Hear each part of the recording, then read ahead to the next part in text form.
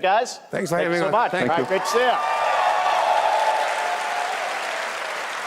Great stuff. All right, now here's the announcement of a new party game coming later this year that will delight LEGO fans, made with over 1 million LEGO bricks, 300 minifigures, and over 700 trillion minifigure combinations. It's Saturday night somewhere, so make some noise for LEGO Party! Get ready! For a nail-biting competition. We're minifigures, Dad. We don't have nails. It's an action-packed contest to collect the most golden bricks. But will you be helped by friendly krakens? Or hindered by evil monsters. Or lightly toasted by a flying lizard with wings? That's a dragon, Ted. And what about our amazing mini-games, Ted? We've got more of them than you can count. More than 10? It's actually more like 60.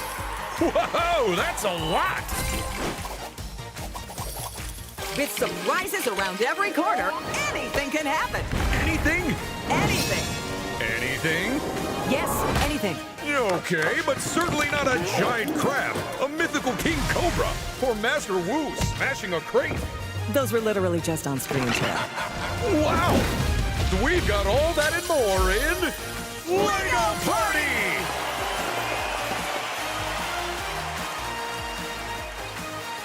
Whoa, that is looking mighty tasty.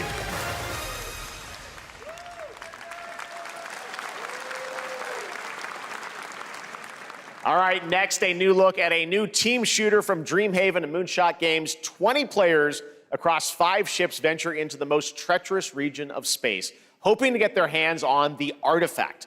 The game is called Wildgate, and the open beta starts next week during Steam Next Fest. And we're also very happy to announce the game will launch on July 24th for PC, PlayStation 5, and Xbox. Let's see what it means to get into some serious space shenanigans.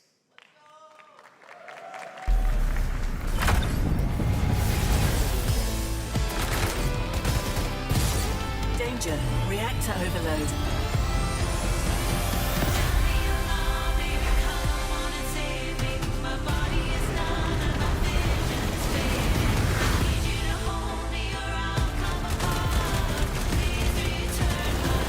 I've got the artifact.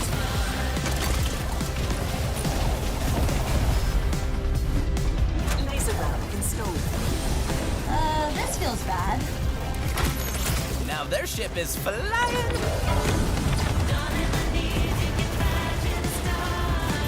Is that the artifact? Safe with me. This'll be good. Good thing that wasn't our ship.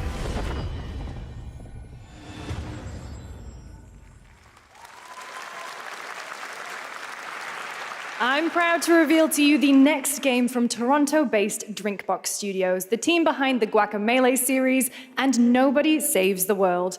They're making a full 3D game that can be played alone or with a friend in co-op. You can find out more during Day of the Devs right after the show, but for now, here is the global reveal of Blighted. Looking over this decaying world, one can only wonder, how did it all come to this?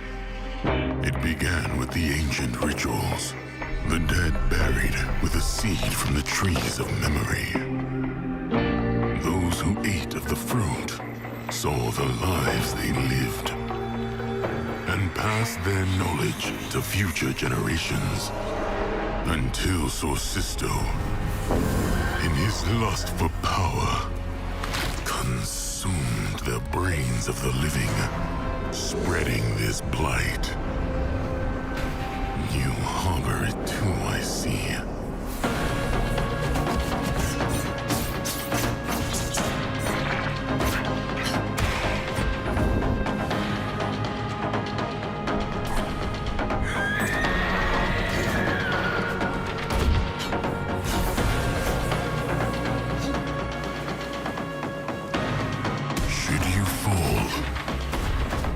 Pray the vultures consume you before the blight does.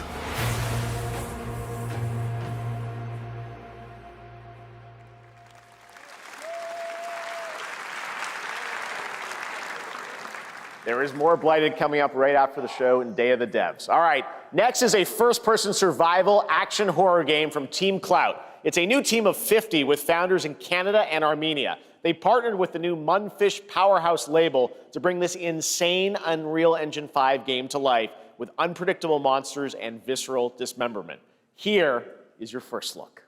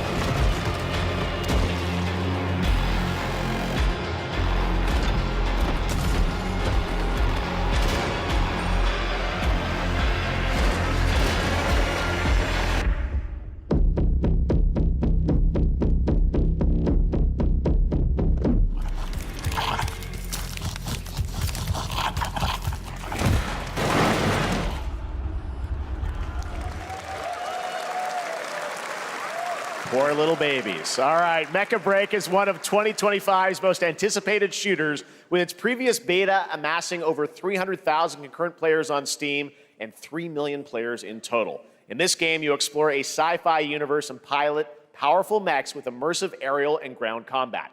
As a top wish-listed game, players are clamoring to know just one thing: when is the release date? Well, here's Mecha Break's latest trailer with the answer you've all been waiting for. Growing Martian zones force the Thalassic Federation to advance its Project Enterprise.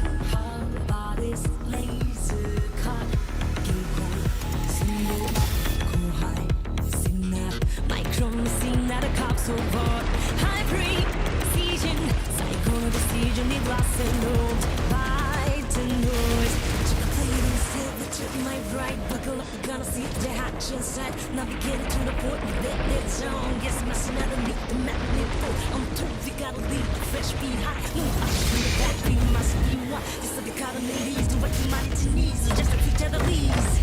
God, very nice for glory. Spot me up and storm it. That's a shit to know it. Discharge your sunshine. God, I'm bleeding. Just stop the kid to move it. Spot your green and Nazi, but not no dog.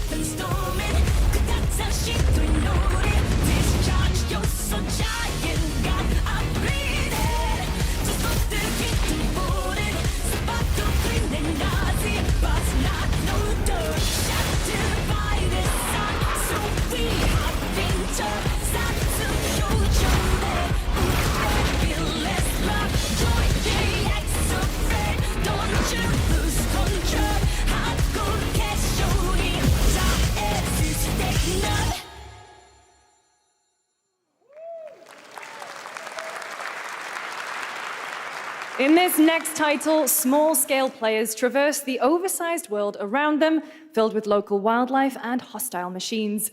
Built by a small 8-person studio, this is Infinitesimals.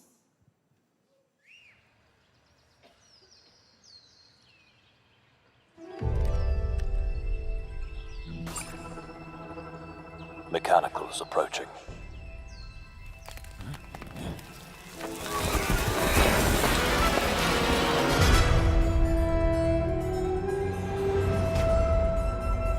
We must now face a stark reality.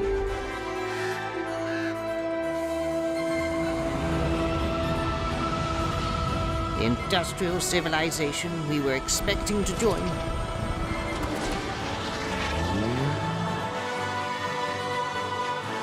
is no more.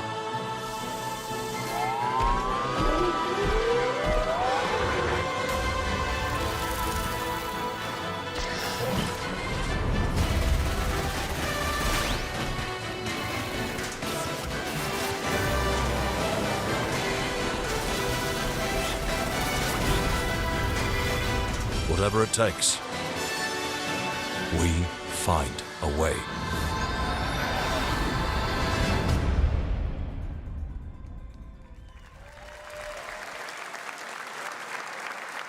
"2026 marks the 30th anniversary of a legendary video game franchise that I think we all know very well. Please check this out.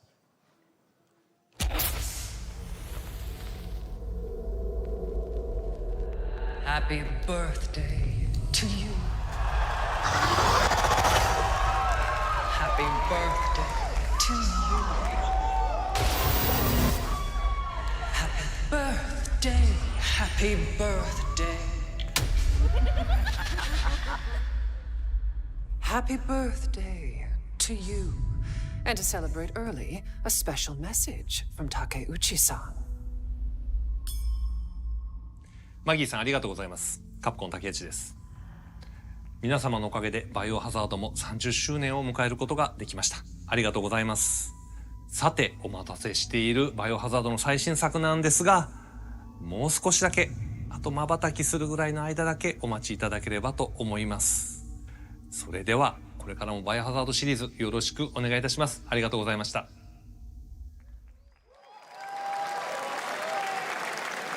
I need a glass of wine too. All right.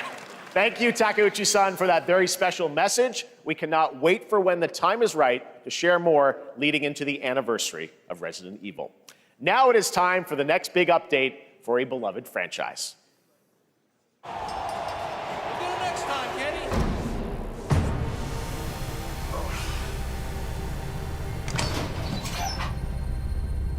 Let's rumble.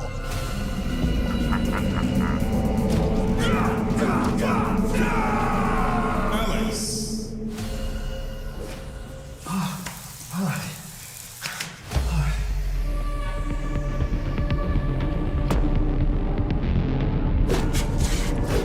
Viper.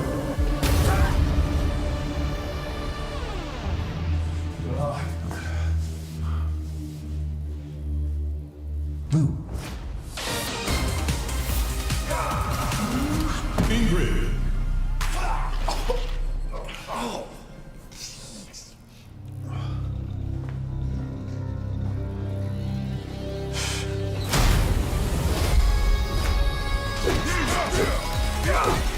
Sagat. Street Fighter 6.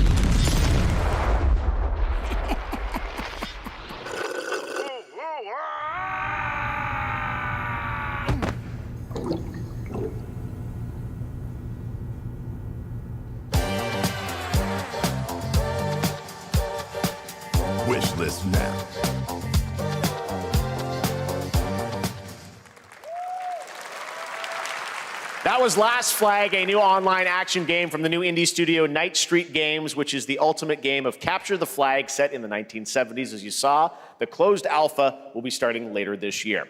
Next, we have a beautiful new trailer for a Souls-like action RPG game developed in China by Lenzi, Wu-Tang, Fallen Feathers, which is launching on July 24th. Here's a look.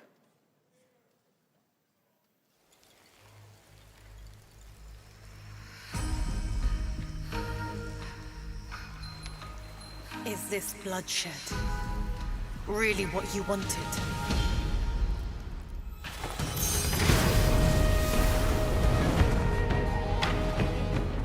Fate is all set in stone. You can't change how it ends.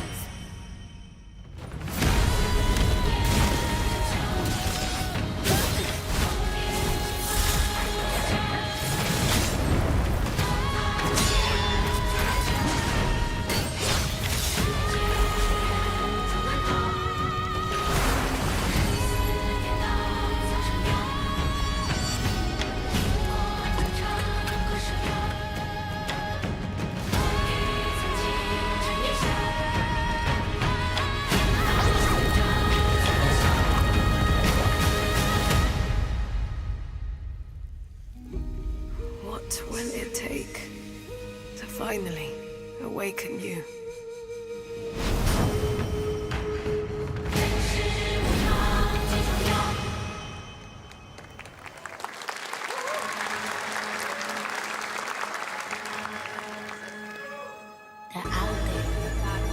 Gotta rescue them. This is what we gotta protect. We cannot choose when people's dreams get snatched up out here. Find Inspector Death, find Rizzo, find Master Kill, find Jizzle, find Method, find Requiem, find you, find Capcom, find Ghostface Killer.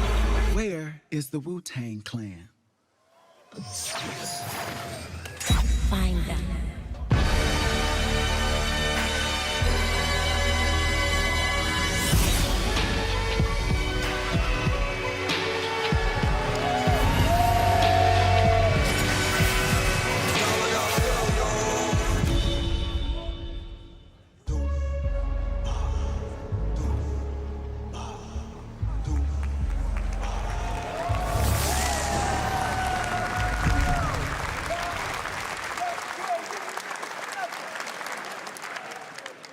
Ghostface Killer is calling on you to rescue his Wu brothers. Wu-Tang Rise of the Receiver is a new co-op action RPG with anime-style fighting, and it's the debut title from the 53-member Brass Lion Entertainment. Now, here's a new look at Guild Wars 2, which has new updates, including player housing, and is free to play. This weekend, to celebrate SGF, you can take advantage of double XP all weekend long.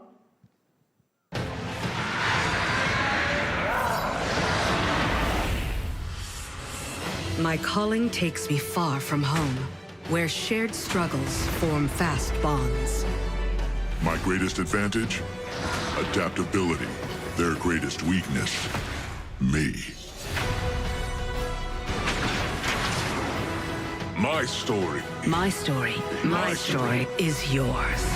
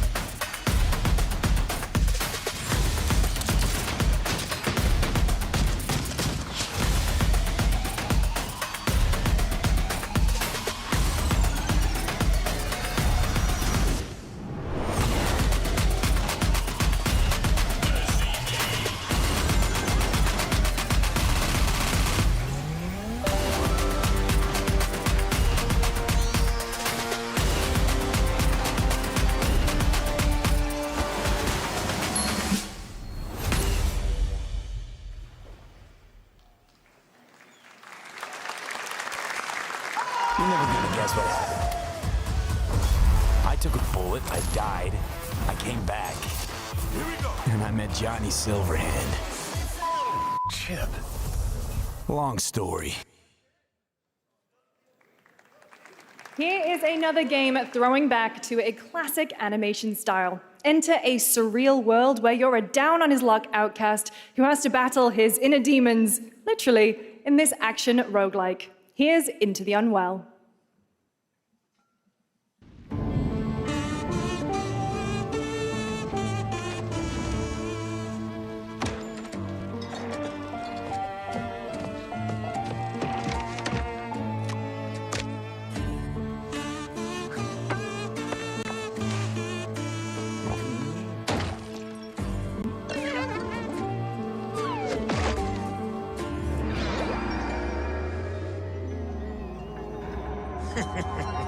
Another relapse, huh? Get well soon.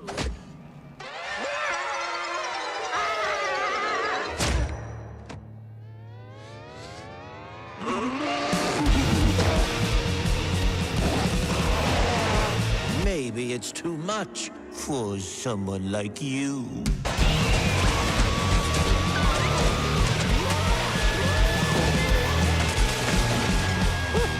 Delusional. It won't always be so easy.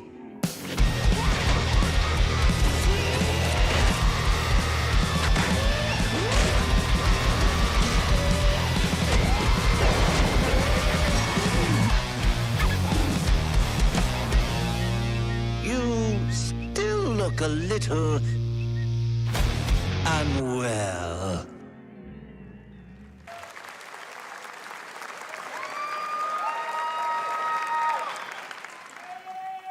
Hey guys, I'm Ian Prue, the co-founder of 1047 Games. When we started Splitgate in our dorm room, we just wanted to make a game we could play with our friends, and 20 million of you played with us. Now, with the help from our amazing community, we've built Splitgate 2. Why? Because I grew up playing Halo, and I'm tired of playing the same Call of Duty every year, and I wish we could have Titanfall 3. With Splitgate 2, we asked ourselves, how would we take portals to the next level? What if you could portal to entirely different worlds? So we combined the action, movement, and gunplay of arena shooters with the scale and intensity of something much bigger. Splitgate Battle Royale launches free right now, and it's fucking awesome.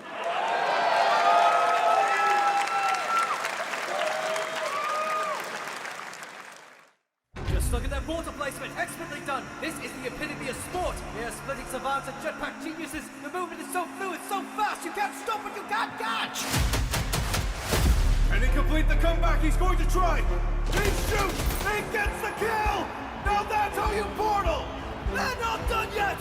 They got one, they got another. They're going to do it. They're going to do it all the way. Oh my God! They did it! They actually did it! And you're standing on the edge, face up, 'cause you're a natural. I'm being hollow. It's so close to making this world. Yeah, you're a natural. World closing.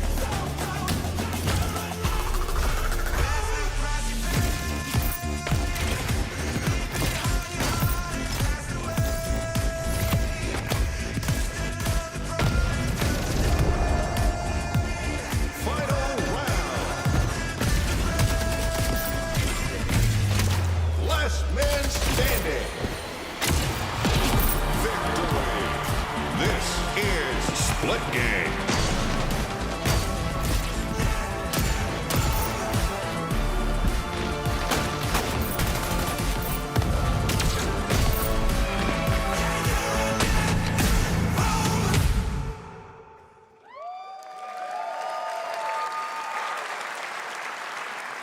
Now we are honored to showcase the latest project from the talented minds at RGG Studio in Japan.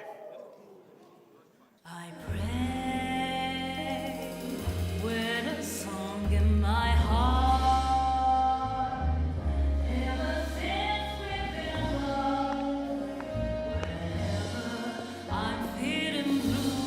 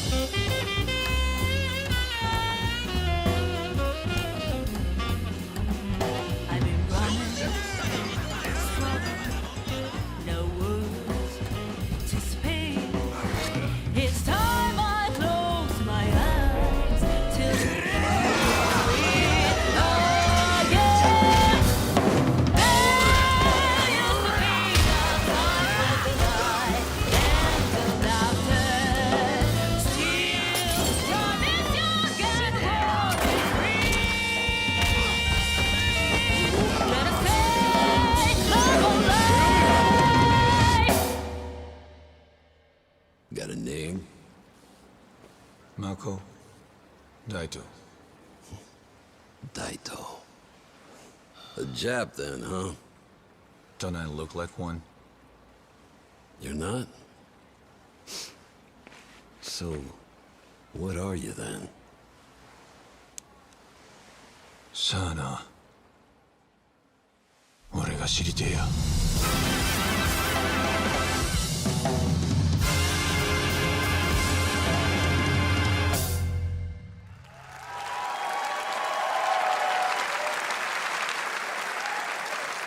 You saw it at TGA last year as Project Century set in 1915, and now the full name has been revealed. Stranger Than Heaven, the brand new title from RGG Studio. This time it's now 1943, and knowing RGG, I'm sure more surprises are surely on their way.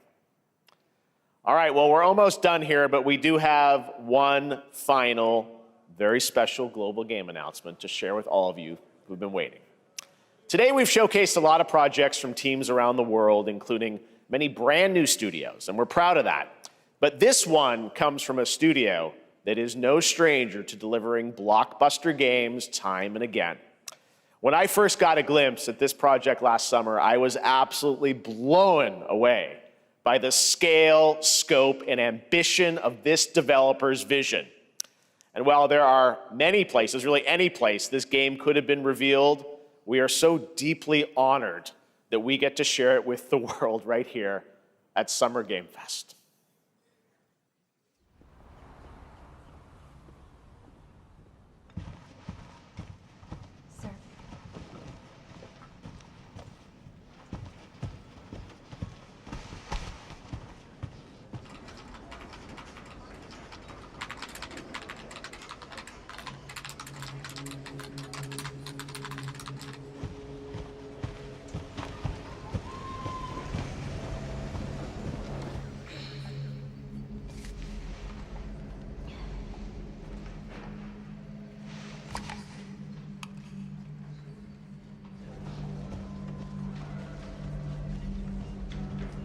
Grace. Grace. Grace Ashcroft. Yes? My office. Oh, coming.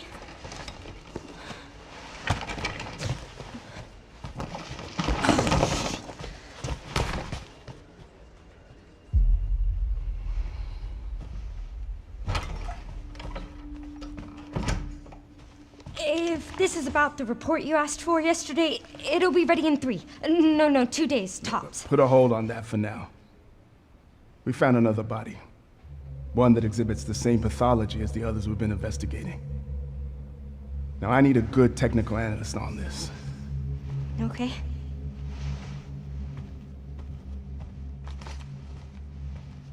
I need your eyes on the crime scene. The Renwood Hotel.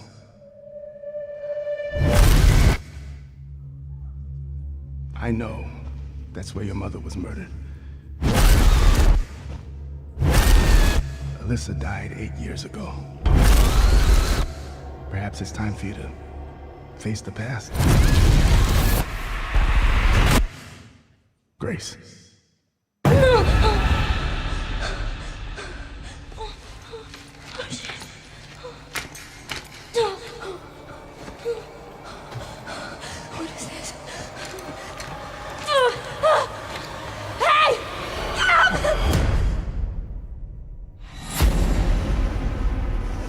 Stay close.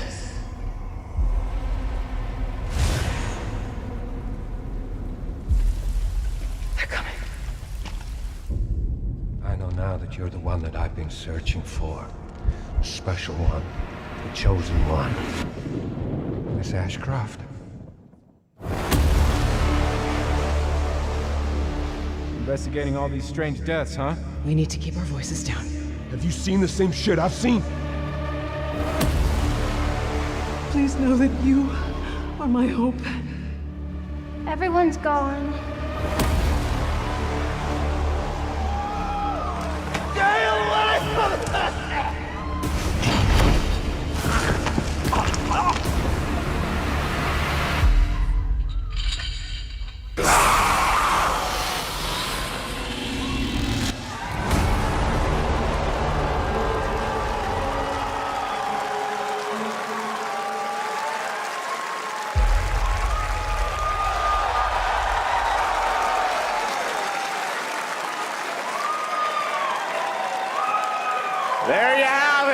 Resident Evil Requiem.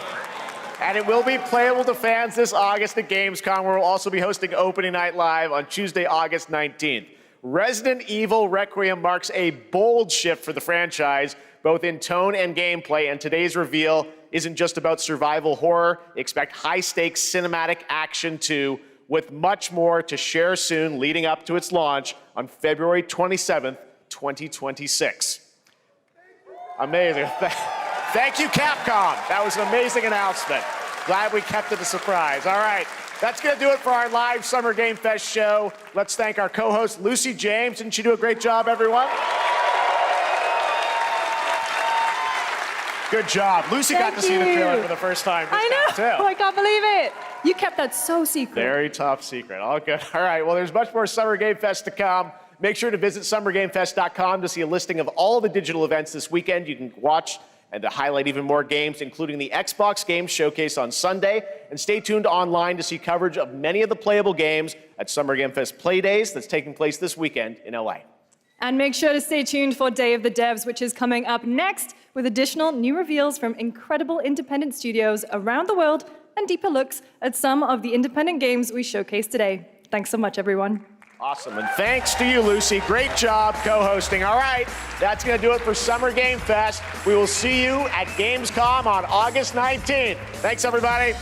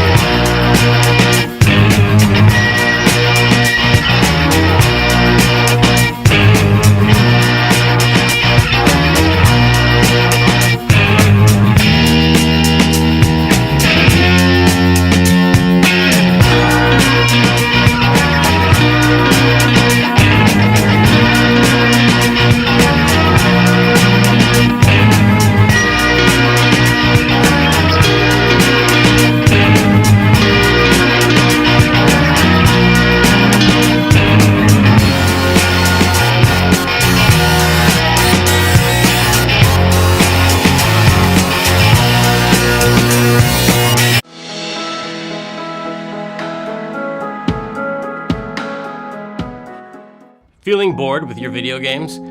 Your library is full, but it's leaving you feeling empty inside? If you sat down and played your entire games library from beginning to end, by the time you finished, you'd be 9,000 years old and everyone you loved would be dead, including you. Don't let this happen. There is a better way. Hi, I'm Tim Schafer from Video Games, and I'm here to tell you the good news about Day of the Devs.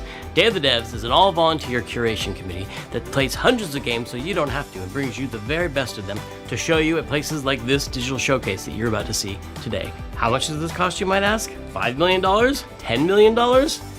Absolutely nothing. Day of the Devs is a nonprofit and supported entirely by generous contributions from people like you and also our generous sponsors. So all you have to do right now is sit back and prepare to be inspired. Enjoy Day of the Devs Digital Showcase.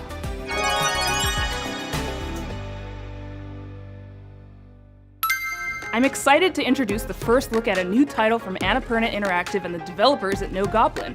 Ever wanted to live the fantasy of casing a place, gathering intel, and pulling off a heist, all as a mysterious master thief?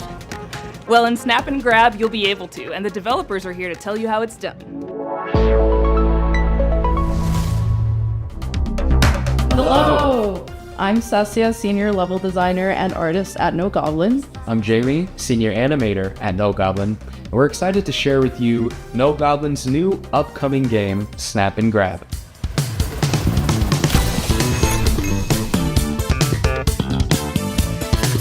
Snap and Grab? What does that mean? I'm glad you asked. Picture this. It's the 80s, and you are nestled between high fashion glamour and high ticket crime. As Nicky Nevada, the world's greatest photographer, you'll be tasked with visiting a variety of rich and lavish settings, in which you'll have one question on your mind. What will you be stealing tonight?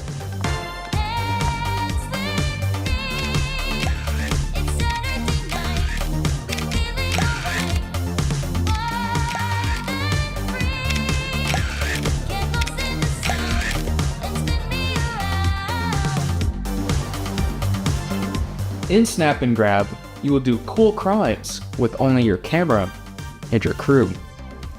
As you visit each venue, you will snap a variety of high-ticket items, and anything that might help or hinder your crew's chances of getting to them. Then, you're done snapping. You'll use your photos to assemble your own step-by-step plan for your crew to grab your future possession. Just be sure to consider anyone who might get in your way, including Rio, a detective who's been on Nifty's trail for quite some time now. Who knows when she'll catch up. As your anonymous deeds make headlines, you'll attract new crew, giving you access to new ways to snap and grab. Will you be able to plan the next perfect heist? Or will your heist fail spectacularly?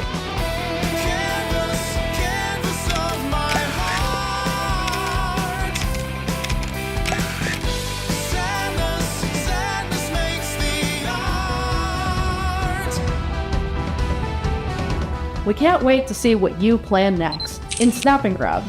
Available early next year on PC, PlayStation 5, and Xbox Series X and S.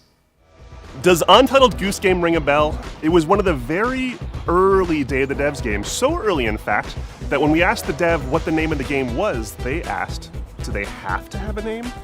You know the rest of the story. House, based in Melbourne, Australia, is developing a brand new kind of experience that's unlike anything else you've ever played. But I'm not the right person to describe what it is. Better served that these anthropomorphized ant, duck, wobbly creature things do it for you. Take it away. Hello. Hello. We're House. You might know us because of our Goose Game. And we're here today to show you around our new game. Ooh. It's a cooperative multiplayer adventure made for friends to play together. It's called Big Walk. It's a tricky game to describe, but it's mainly about doing two things: talking and walking. So talking. It's a big part of Big Walk, and we've put a lot of work into making a proximity voice chat system that feels natural and playful. You'll sound different if you're speaking up close. Hello. Or far away. Hello. Or in a tunnel. Hello. Or over a walkie-talkie. Hello. Over. Or behind soundproof glass. In a situation like this, where you can't hear each other, you'll need to find other ways to communicate. So we've given you lots of ways to point and gesture. Oh, there they are. And plenty of tools to stay in touch when you're out of earshot. And if you can't use voice chat, or you just don't feel like it, we've also made a proximity text chat system, so you can play the entire game that way as well. Hello. The game is set in a big open world that we've filled with all kinds of stuff. To see it all, you'll need to go for a big walk. Exploring as part of a group is a special feeling. Our chat system makes it important to stick together, so navigating the world of Big Walk requires lots of teamwork and talking. Oh, that's that like pass. As you explore, you can split up and go off on your own adventures, or even lose each other accidentally. When you're apart, you won't be able to talk face to face, and so finding a way back together isn't always straightforward.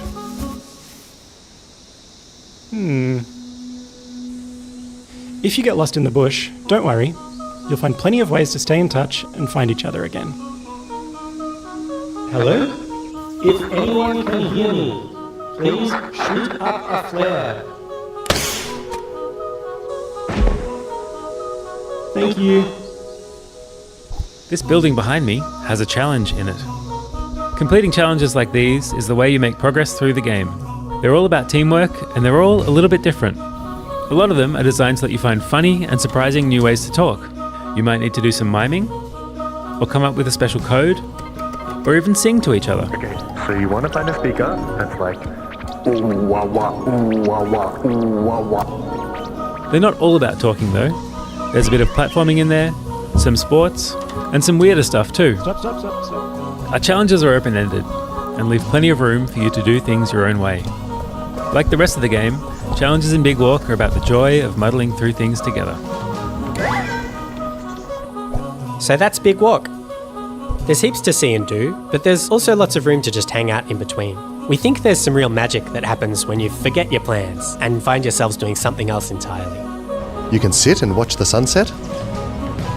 tell stories as you wait for the night to pass. Go dancing. Or you could steal your friend's binoculars and kick them into the ocean. Oi. Sorry. We hope you enjoyed this little tour and got a sense of what we think is so special about this game. We made Big Walk to be a nice way to hang out with your friends in a video game, and we hope you like playing it as much as we do. Thank you for watching. Goodbye. Goodbye. Goodbye.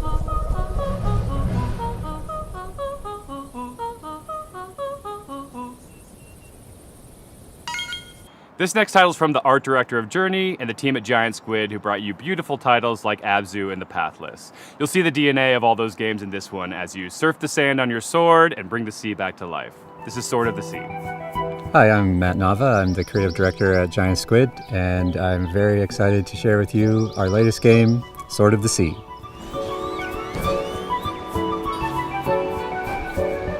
Sword of the Sea is a atmospheric adventure game where you surf on a sword. And it is trying to give you the kind of spiritual experience that you get as a surfer, a snowboarder, a skater. It takes a lot of what I've done in my previous games, going back all the way to Journey, Abzu, The Pathless, and you're going to see those elements in the game, but it's going to take you somewhere new. Sword of the Sea is all about movement, getting into a flow state, and that's something that as a snowboarder I've experienced myself. I feel like there's this kind of magical experience that you have with these extreme sports. When you're doing it, you actually find this kind of meditative quality. You are moving very quickly, but you get to understand nature in a way that you can't otherwise. You get to see the whole mountain at once, and that lets you kind of connect with the world in a deeper way. And I think that's what we want to do with the game.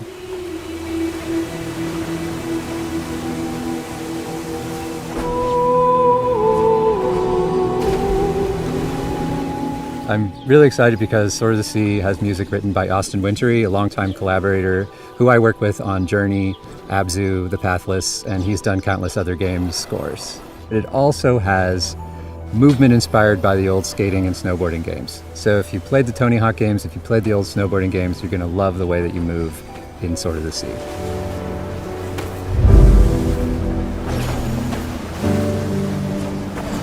We can't really guarantee that the game will be a spiritual experience for players, but what we can do is create the environment, the conditions under which you might have one. Sword of the Sea is coming out this year, August 19th, on the PlayStation 5 and PC, so wishlist now. Thank you. This next world exclusive is a sequel to a game that has over 4 million players and counting. A runaway hit, if there ever was one. But to make a sequel, you have to bring something new to the genre, something evolved, and that's exactly what this developer did.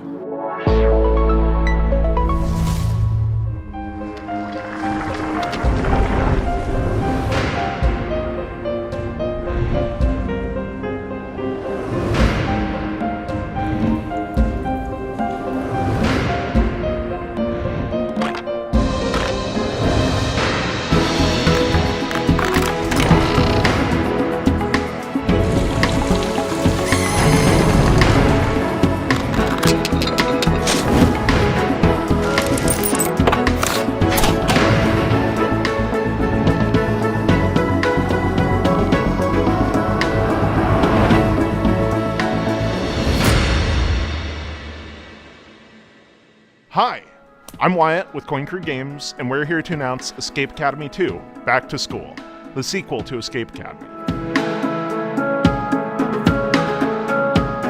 Escape Academy 2 is an open-world escape room game, where between your escape room classes, you can explore a living and breathing campus that functions as one big escape room.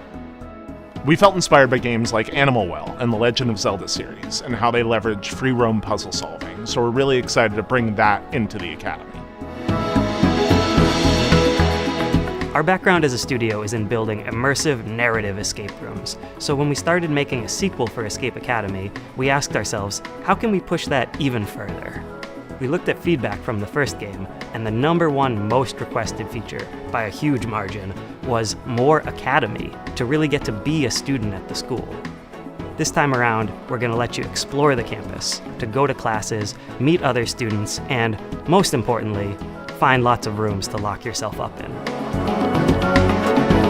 What was once a 2D level select map is now a fully realized explorable space. Whether you're returning to the Academy or stepping in for the first time, you'll find yourself in a world full of unique environments, from dusty puzzle archives to hidden rooms in unsuspecting places. The campus is designed to reward curiosity with secrets tucked into every corner for players to discover. From lighting and atmosphere to environmental storytelling, we've pushed every element to heighten immersion and mystery. For Escape Academy 2, our approach to narrative is to really lean into the roleplay of embodying a student at the Academy. You can talk to your fellow escapists to unlock quests, discover lore, and naturally get hit with a deluge of groan-worthy puns. Apologies in advance. Over the course of the game, you'll puzzle your way through character-driven quest lines that string together campus challenges and escape rooms, taking you through your second-year curriculum and the game's central mystery.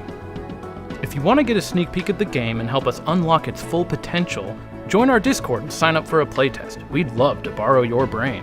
Wishlist Escape Academy 2 today on Steam, and we'll see you when you get back to school. So stupid. Devo, Smashing Pumpkins, Lush. All these bands are part of the 80s, 90s vibe that is Mixtape, from the prolific creators of The Artful Escape. But this is not a music game or a game about music.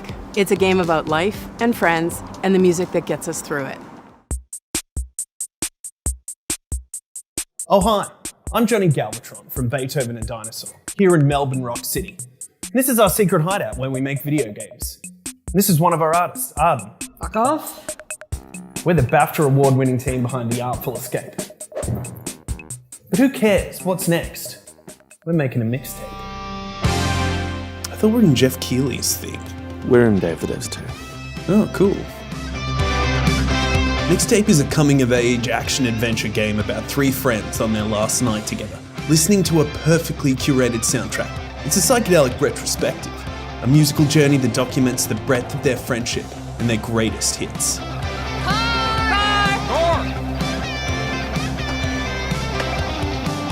another car!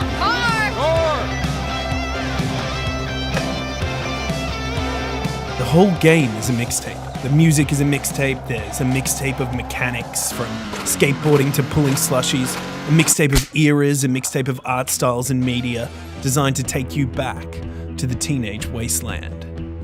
We gonna get your stash and keep going? That's a rookie move. Yeah, have we taught you nothing, Cassandra? What? We all go up to my room and immediately bolt? Dad, give away your grabbing booze. But is the music any good? Holy flippin' meatballs, let me tell you all about it. Thank you very much. We got Joy Division, Devo, I love Devo, Smashing Pumpkins, Portishead, Roxy Music, Silverchair, Lush, The Cure, Susie and the Banshees, Stan Bush, the Jesus and Mary Chain, the unkillable Iggy Pop, and apparently many more. Are they following us? Yup. I can't go to prison. Boxes!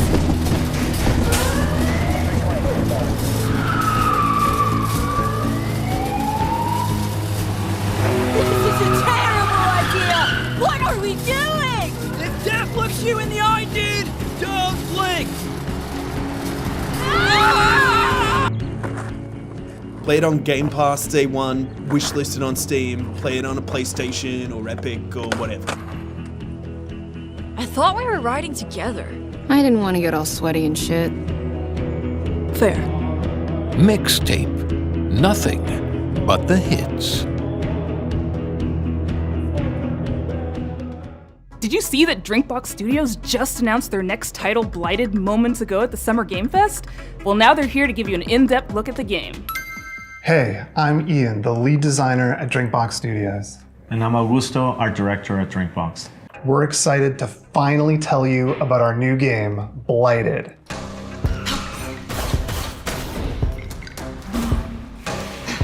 Blighted is a hardcore action Metroidvania set in a psychedelic Western nightmare.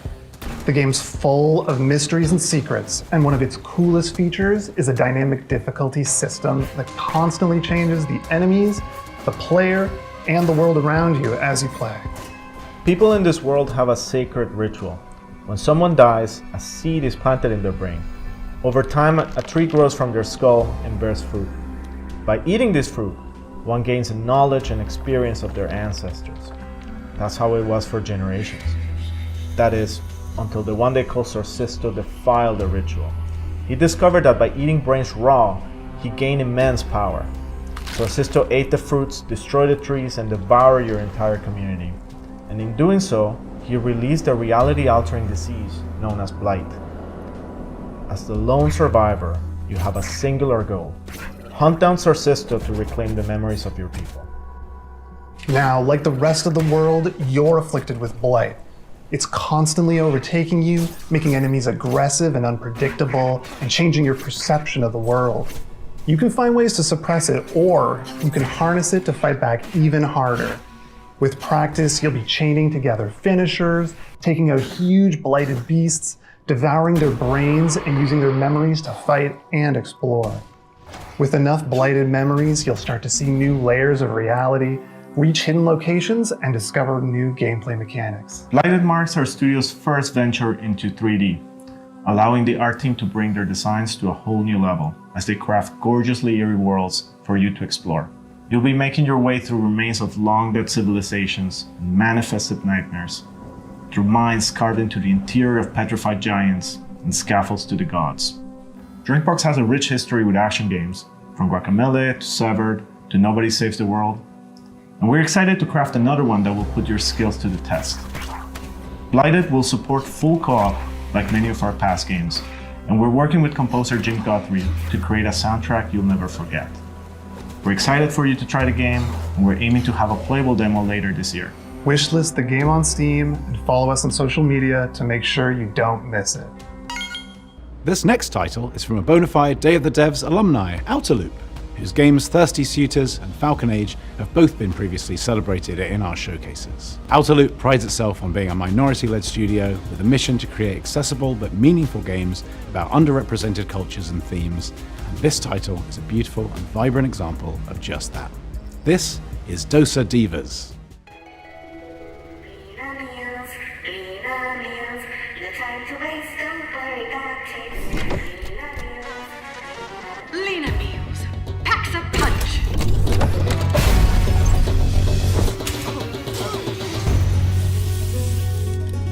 No one cooks anymore. Food in tubes? Yuck! I'm so hungry.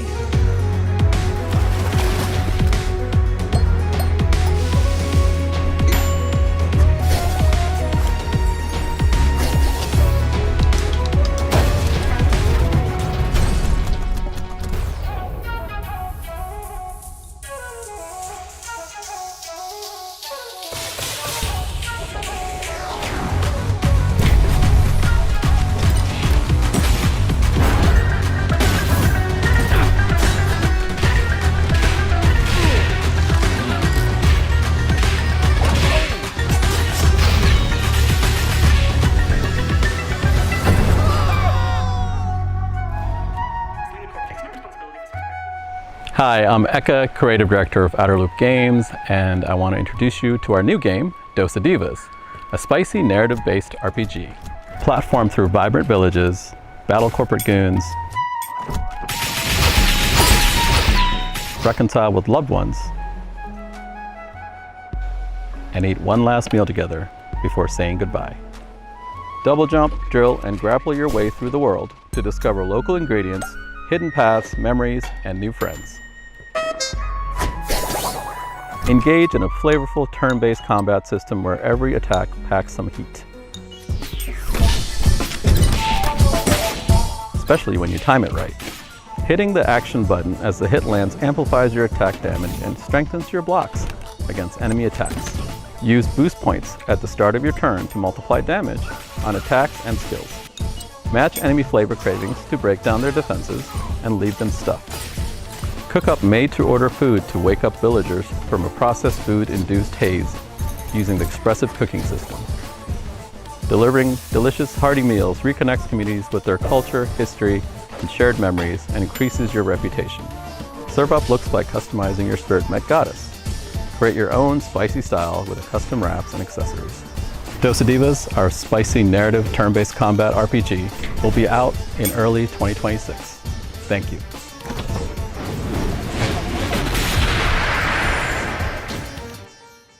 Our pals at Heart Machine, creators of Hyperlight Drifter and Hyperlight Breaker, have teamed up with our buds at Devolver. They're mixing things up with surreal, interdimensional demon horror. It's a genre, right? Or is it a genre? Probably should be a genre. Here it is.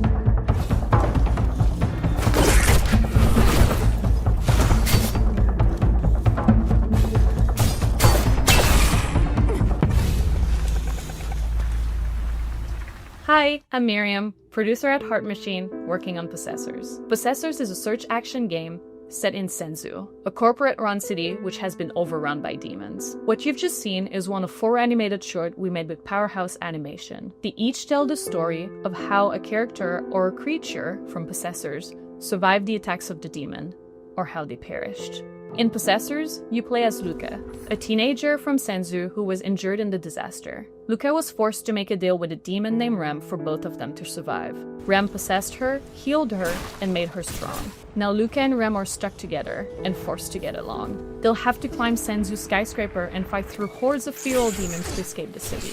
Along the way, Luca and Rem will discover what Senzu's corporate master were hiding, and piece together what happened by sharing their memory of the past. On behalf of the team, we're all very excited for you to play Possessors, which comes out later this year. In the meantime, you can wishlist Possessor on Steam, or try Luca's new demon power for yourself. A demo of the game will be available later today. Moonlighter hooked me with its novel shopkeeping gameplay, its clean combat, and its satisfying dungeon-to-market gameplay loop. I could seriously play it all day, and I did. The developers at Spain-based Digital Sun seem to have made some ambitious upgrades to its sequel, including an expansive 3D world, a big change from its previous pixelated form. I hope you're as excited as I am to take a peek at Moonlighter 2: The Endless Vault. Hi there, this is Isra from Digital Sun. I'm beyond thrilled to share this event with you and show what's in store for Moonlighter 2: The Endless Vault. Moonlighter 2: The Endless Vault is a sequel to our beloved shopkeeping roguelike. As in the first game, here you venture into ever-changing dungeons to fight enemies and find relics. Then you go to your shop, sell your loot, and turn it into a profit to get better gear. This unique blend of gameplay is what made the first game so special, and now we're bringing it to a whole new dimension of quality and ambition. Talking about new dimensions, this entry begins in Tresna, a blood-brimming town. Here, Will finds himself stranded after one of his adventures. He won't be alone though. Old and new faces will join him along the way. For now, let's jump straight into the portal, where every adventure unfolds and both battles and looting take place. From the arid lands of Hodu to the grassy landscapes of Aeolia, each biome offers new mechanics, enemies, and rewards. Combat has been vastly improved, with some enemies specialized in ranged weapons, while others focus on close combat. Once you clear a room, several things can happen. You might find a perk, in-run effects that can increase Will's power and unlock new abilities. The other option might sound familiar to veteran merchants, as you can also stumble upon a chest. Inside, you'll find tons of priceless relics. Depending on where you place them, relics will unleash all kinds of effects. Backpack management will influence the outcome of your expeditions, and like in the first game, you'll be able to see the base value of each relic, although backpack effects can double or triple your profit. Let's say that you keep the adventure running. Let's say that you even feel brave enough to face one of Moonlighter's 2 bosses. These battles will put your skills to the test. Take the so-called Herald, for instance. This is one of the first bosses of the game, and shows how the combat has evolved since the first Moonlighter. The Herald will throw projectiles and beams non-stop, forcing you to find cover and dodge hits. He's also protected by a sound barrier that you'll need to deactivate before striking back. Merchants need to be smart. It doesn't matter how far you get. Successful runs leads to the same place, your shop. The shop is where you put a price on your loot and try to get the best deals. There are ways to influence the outcome. For now, all I can say is haggle hard, sell harder. Well, there's actually something I can already share with you. Just like the perks in the dungeons, you can also unlock special effects each time you open your shop. They can potentially skyrocket your profit, unleashing powerful synergies and selling streaks. You never know what will happen when you open your shop. That's why we call it a shopkeeping roguelike after all. That's it for now. After nearly 7 years since the original Moonlighter was released, we hope you are as excited as we are. Please stay tuned to our socials for all things Moonlighter 2, The Endless World. See you in Tresna.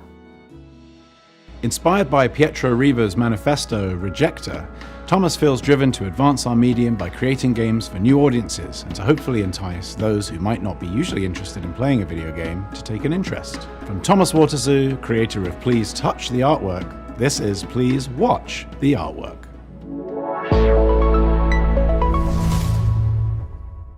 Hi, welcome to Day of the Devs ASMR edition.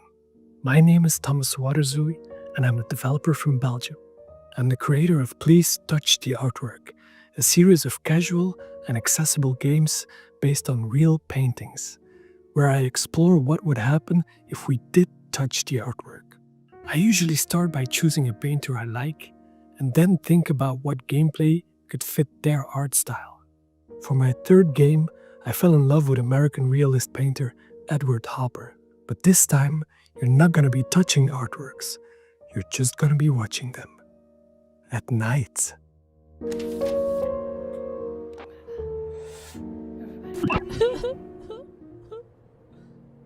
Please Watch the Artwork is a psychological spot the difference game, where you are a night watch at the Museum of Animated Modern Art. In short, MAMA. Your job is simple.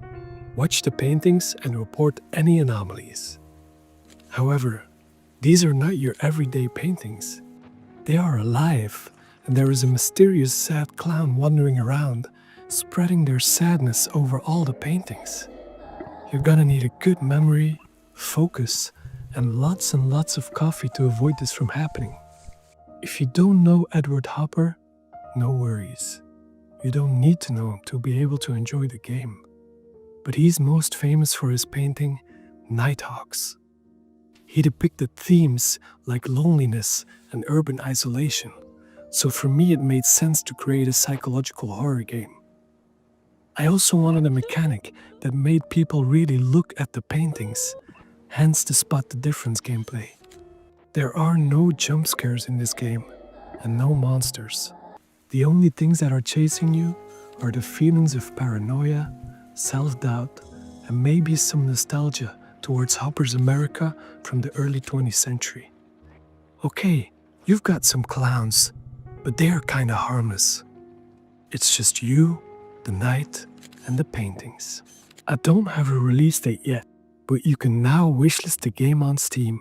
However, and don't tell this to anyone, it's probably gonna be around Halloween this year. Shh. Thanks to Day of the Devs for giving me this wonderful opportunity, and I really hope you like this bizarre little thing I made. Bye-bye.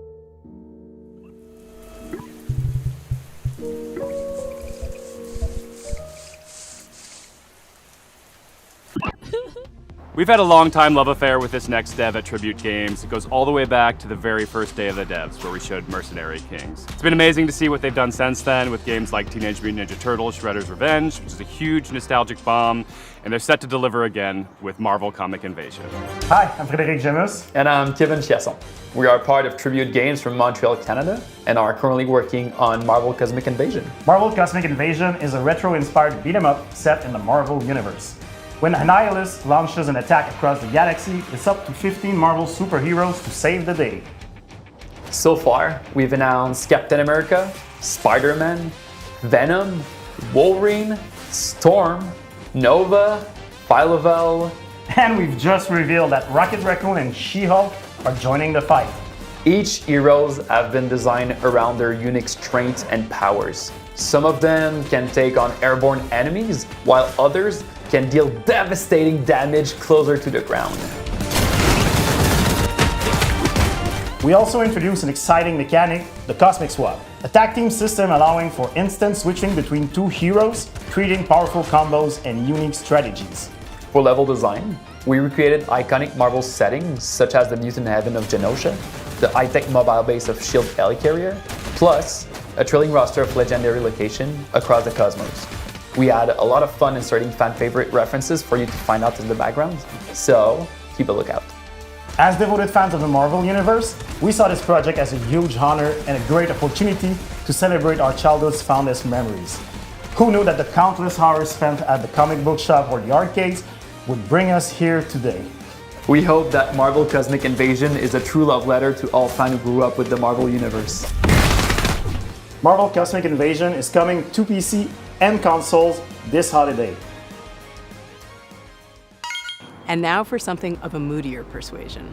A horror fantasy life sim, co-directed by the pixel artist from Celeste, with haunting and lovely music from Disaster Piece, composer of Hyperlight Drifter, It Follows, and Fez. And to boot, an amazing group of human developers from Vancouver.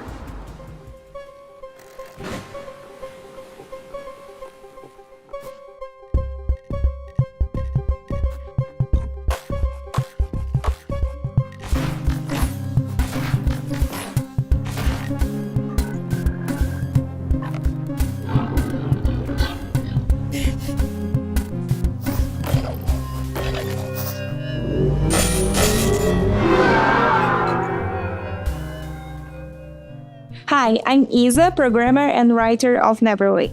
And I'm Pedro, artist and designer of Neverway, a horror RPG and live sim, and the debut title of our new studio called Blood Inc.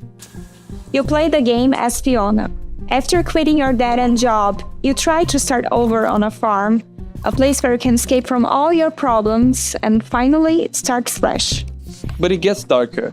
Fiona will find herself indebted as immortal herald of a dead god. With your sword, you can fight in a fast-paced combat, and you can choose your secondary gear to change how you fight, like a hookshot you just crafted. But remember, you still need to keep your new life on track. You can do things like shopping at the Cellmart or paying your mortgage using your very own Luna OS computer.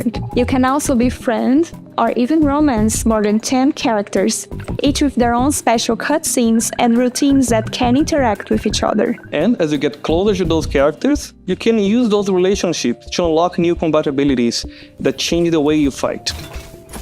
You can farm, fish, and cook, but Neverway doesn't play like a regular live sim RPG. Time progresses in 3 blocks: morning, afternoon, and evening, and you choose when to advance by doing things like eating, sleeping, or reading a manual. The idea is to let you set your own pace, so you can choose when you want to fight or when you just need a break and see your friends. You will eventually start searching for the Neverway, a decaying, nightmarish reality that is slowly leaking into yours. There you will learn what's happening to this dark, post-apocalyptic world as you pay out your debt. If this sounds like your kind of game, you can wishlist Neverway on Steam and stay up to date with our latest announcements. And thank you for watching.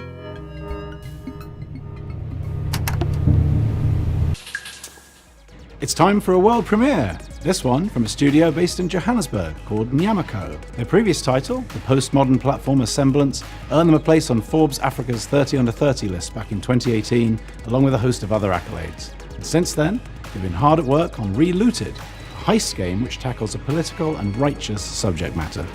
Please take a look.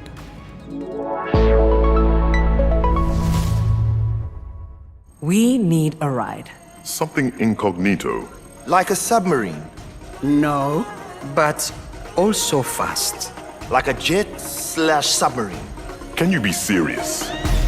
Ready.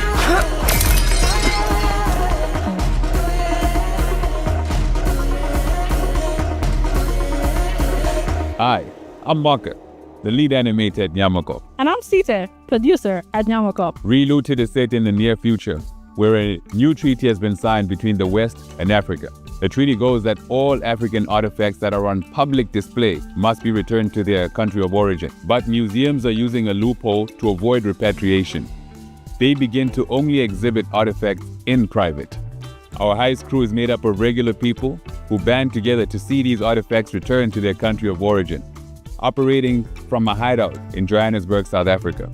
Cuckoo, how do you do the mysterious playing, guy? Are you not tired? Rest. We have work to do tomorrow. In the real world, a French government report estimated that 90% of sub-Saharan African cultural heritage is in the possession of Western collections. That is millions upon millions of deeply important cultural, spiritual, and personal artifacts, including human remains, that aren't in their rightful place. While the locations in the game are vague and invented, the 70 artifacts in Relooted are very much real, and, as of today, reside in Western museums and private collections. Take, for example, the Ngaji drum, a hugely important spiritual item to the Pokomo people of Kenya. It was believed destroyed in 1910. In reality, it had been sent and kept in storage in a European museum. In 2016, a museum let a Pokomo prince visit the drum in storage. He was the first Kenyan in over 100 years to see the drum. It still remains in storage today. Before each mission in Relooted, players will receive a briefing where they can learn more about these artifacts, where they are from, their significance, and how they came to be removed from the African continent. He was taken to England following the suicide of his father and the defeat of the Ethiopians by the British at Magdala in 1868. Relooted is a combination of action and puzzle. Once you pick up a target artifact, the alarm triggers, and you only have a certain time to get out before security arrests you. The puzzle comes in figuring out your plan, and the action comes in executing it. The heists are made up of 3 phases. In phase 1, you case the joint, collecting information about where the targets are and what obstacles you'll face. From here, we can smash the security glass and get you up to the next floor. In phase 2, you roam the level, carefully avoiding tripping the alarm and preparing your escape route.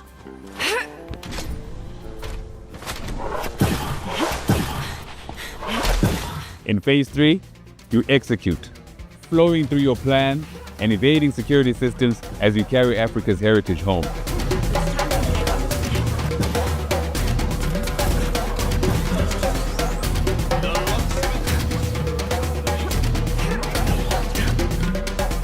Relooted is coming to Steam, the Epic Game Store, and Xbox Series X and S. You can wishlist it now. Remember Patapon, that charming series of games about those little dudes walking around doing stuff and making music? Well, there's a sequel. Well, kind of a sequel. It's a spiritual successor.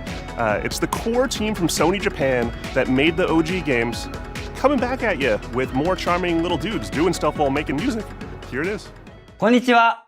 パタポンの原作者であり、現在、ラタタンの開発をしております。小谷博樹と言います。そして私はラタタンのリードプロデューサーを務める坂尻和人と申します。私は現在、サーフィンやランニング、そして大好きなけん玉の練習をしている時以外は、常にラタタンがより面白くなるように努力をしているところになります。ラタタンはよりカラフルなデザインと、オンラインマルチプレイモード、ローグライトなど新たなゲームデザインに取り組んで日々開発を行っています。そして皆さんと一緒に育ててきたファンベースはとても素晴らしいものであり、コミュニティに投稿していただける応援のメッセージとか、可愛らしいファンアートにはいつも励まされています。プロデューサーとして日々この業界の苦しさを感じております。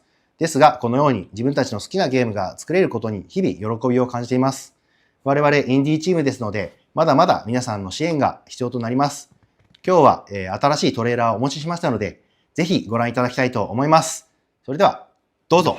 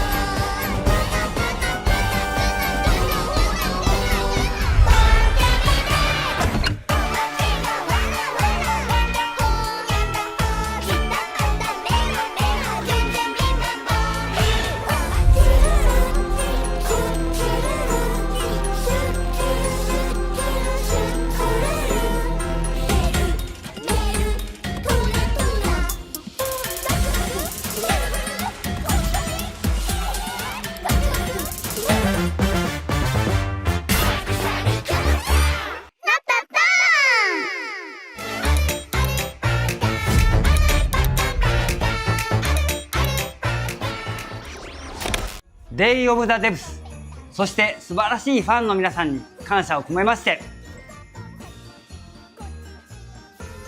乾杯!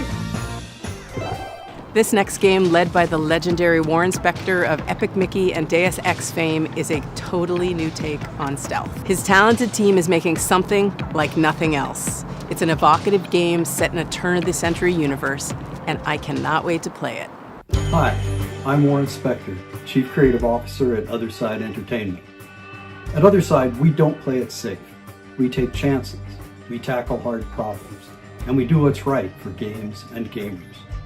And what's right now is Thick as Thieves. It's a multiplayer stealth action game, unlike any action or stealth game you and your friends have experienced before. Response to the idea and what we've been able to show has been terrific. The team behind the game is so excited by the response that we wanted to show you more. So here's an early pre-alpha sneak peek at Otherside's upcoming player-powered game, Thick as Thieves.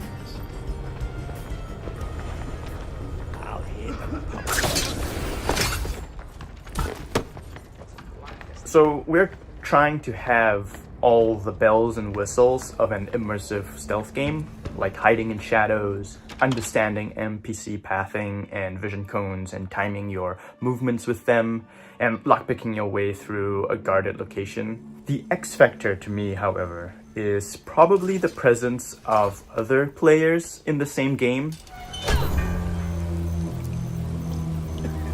The thing is, I could study the AI all day long. I could study the levels all day long. But the other thing is, I don't know what another player is going to do. Are they going to actually pickpocket me? Making, situations that are just so fun. Something that won't happen in another match ever again. I think that's the thing that I'm looking most forward to seeing players do.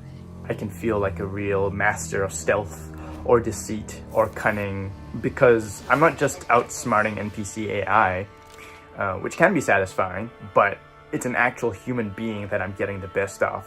So one of our core design pillars in Thick as Thieves is to play with your ears. And to me, that means a lot as audio director because you understand your surroundings at all times. You understand where you are on the map. You can hear where other thieves are. You can hear other threats like guards. You could also be able to tell oh, I'm in this quiet environment, and then I can hear outside it's very loud. So I'm thinking to myself, wow, okay, if it's raining and there's a thunderstorm, maybe that can mask some of my sounds so I can kind of go in undetected.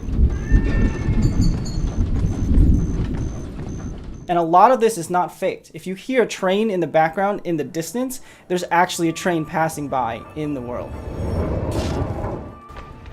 Every thief for themselves, right? You know, thieves going at it 1v1v1. And one thing that I really like to do is kind of stay back in the shadows and watch everyone go at it. People are falling into my traps and then just waiting for the right moment to swoop in.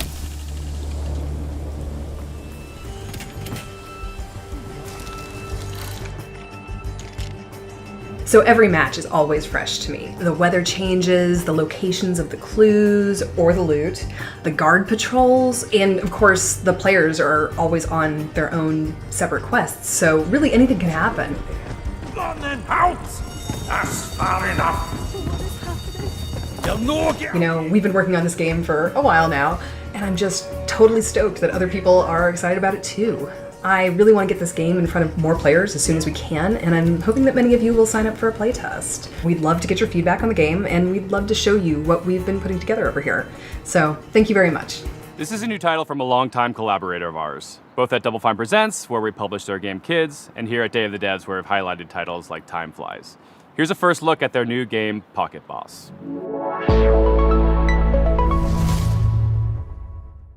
Hi, I'm Mario. I'm roughly half of a small studio called Playables based in Zurich, Switzerland. I worked on games like Plug and Play and Kids. But now I'm looking forward to show you something brand new, Pocket Boss. Pocket Boss is a short game about the small joys of manipulating data. As a remote worker, you're in touch with your boss through a chat interface and will get all kinds of requests.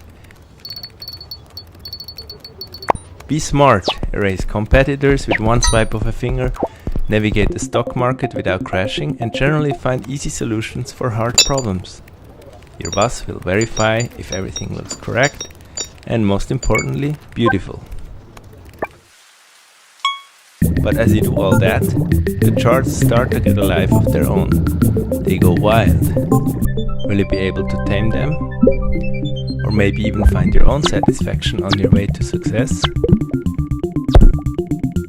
Pocket Boss is an intimate encounter with data exploring the secret life of charts. The game will come out later this year.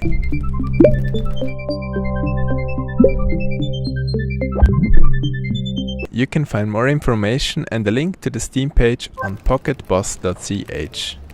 Thank you.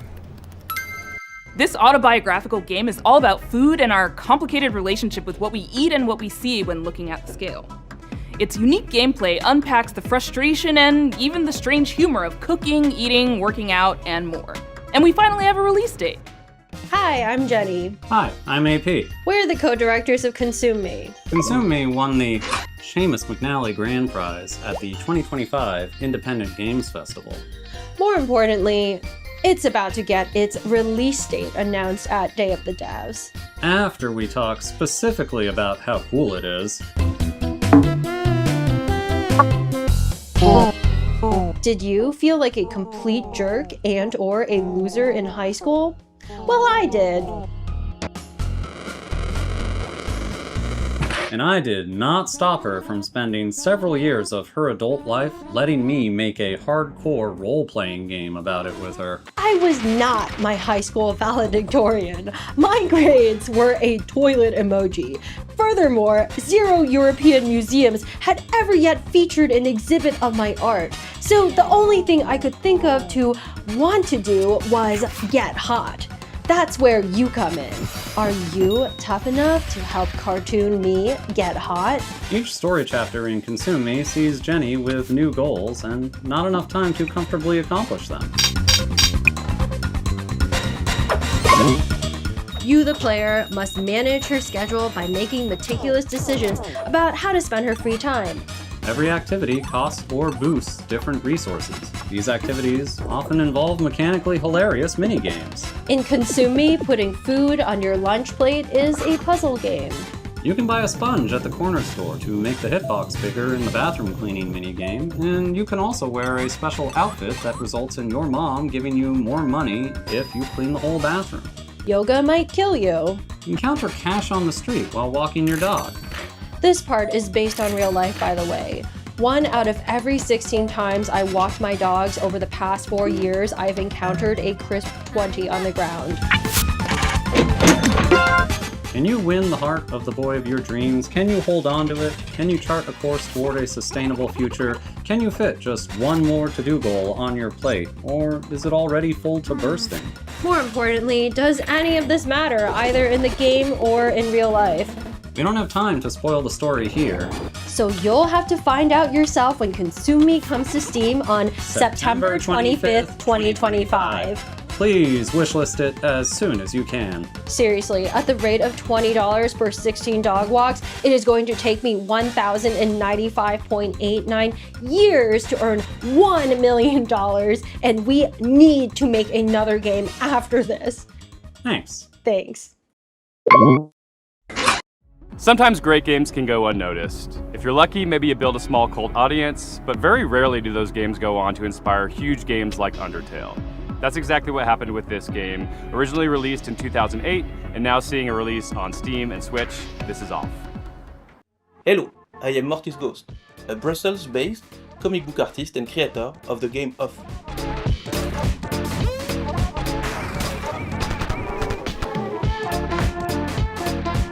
Off is a game I made 15 years ago when I was still a big, sweetie, drooling crybaby. It's a Japanese-inspired RPG where you control a baseball batter chasing ghosts in a cubic, strange world. I made this game with no other ambition than to create something funny to show my friends and a few people on the internet. But it got out of my control and became very famous. The reason is that the game is somehow cursed. It harbors a diabolical force that I can't describe. I ask you please not to play it.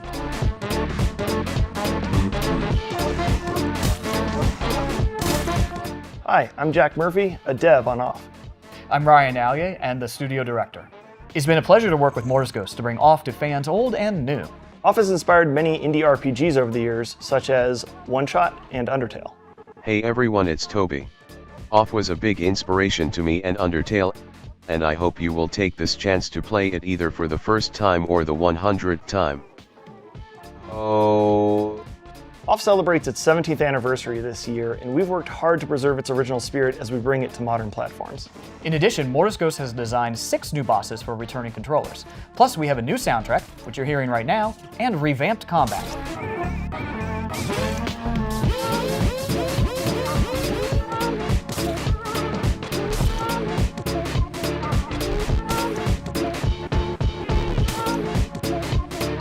We're proud to announce Off's release date for Nintendo Switch and Steam.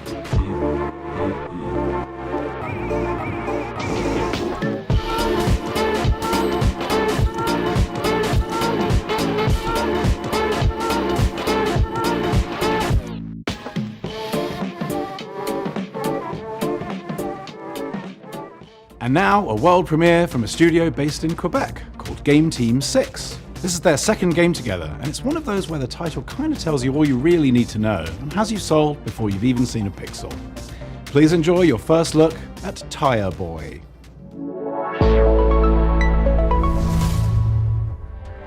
Hi, I'm Corey Martin. I'm Thomas Tobin. And I'm Andy Chmelenko. We're co-creators of Game Team 6, a small studio from Canada making heartfelt games with big ideas. We're so excited to introduce you to Tire Boy, a playful action-adventure platformer about a tire person. Tire Boy is fast and nimble, leaping through lush environments, solving environmental puzzles, and taking on heroic battles. All while helping locals and uncovering his own past. Tire Boy may be the last of his kind and was lost as a child. At the start of the game, we learn how he was raised by a large owl named Nestwick and doesn't know much about his family or ancestors. It's a story about connection and curiosity as Tire Boy journeys through a vast, unfamiliar world, searching for purpose and traces of his forgotten origins. Many of the locals have grown fond of Tire Boy. They'll often ask him for things ranging from small favors to the game's main objective. which is to repair a giant radio transmitter to help the local community make contact with long-lost travelers.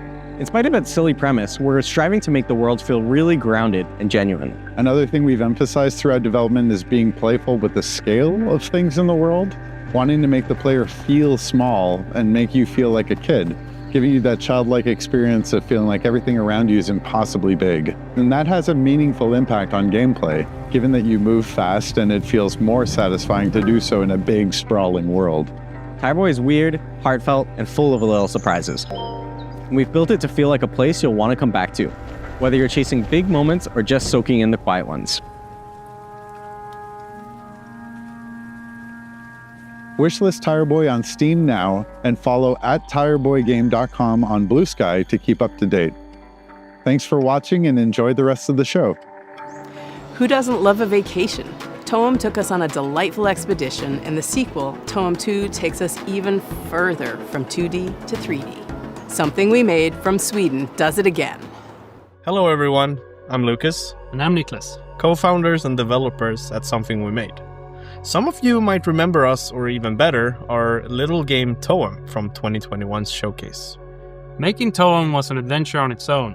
We never thought it would bring a whole chapter afterwards filled with love from all around the world. And that's why it's exciting and honestly a bit scary returning to something so dear to our and others' hearts. We teased the game at Wholesome Snack in December, and we're beyond stoked to show the game for the very first time.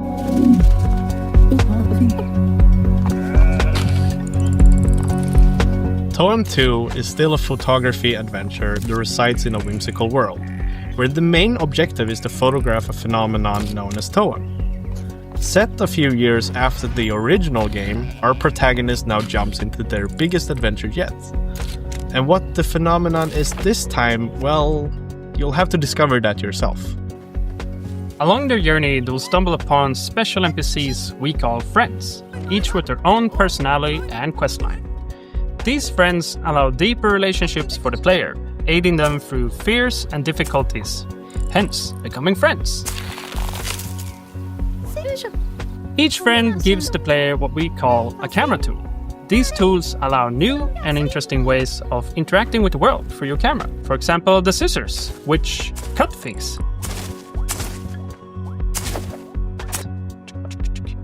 Or take the hammer, which, yeah, you guessed it, is great for smashing stuff.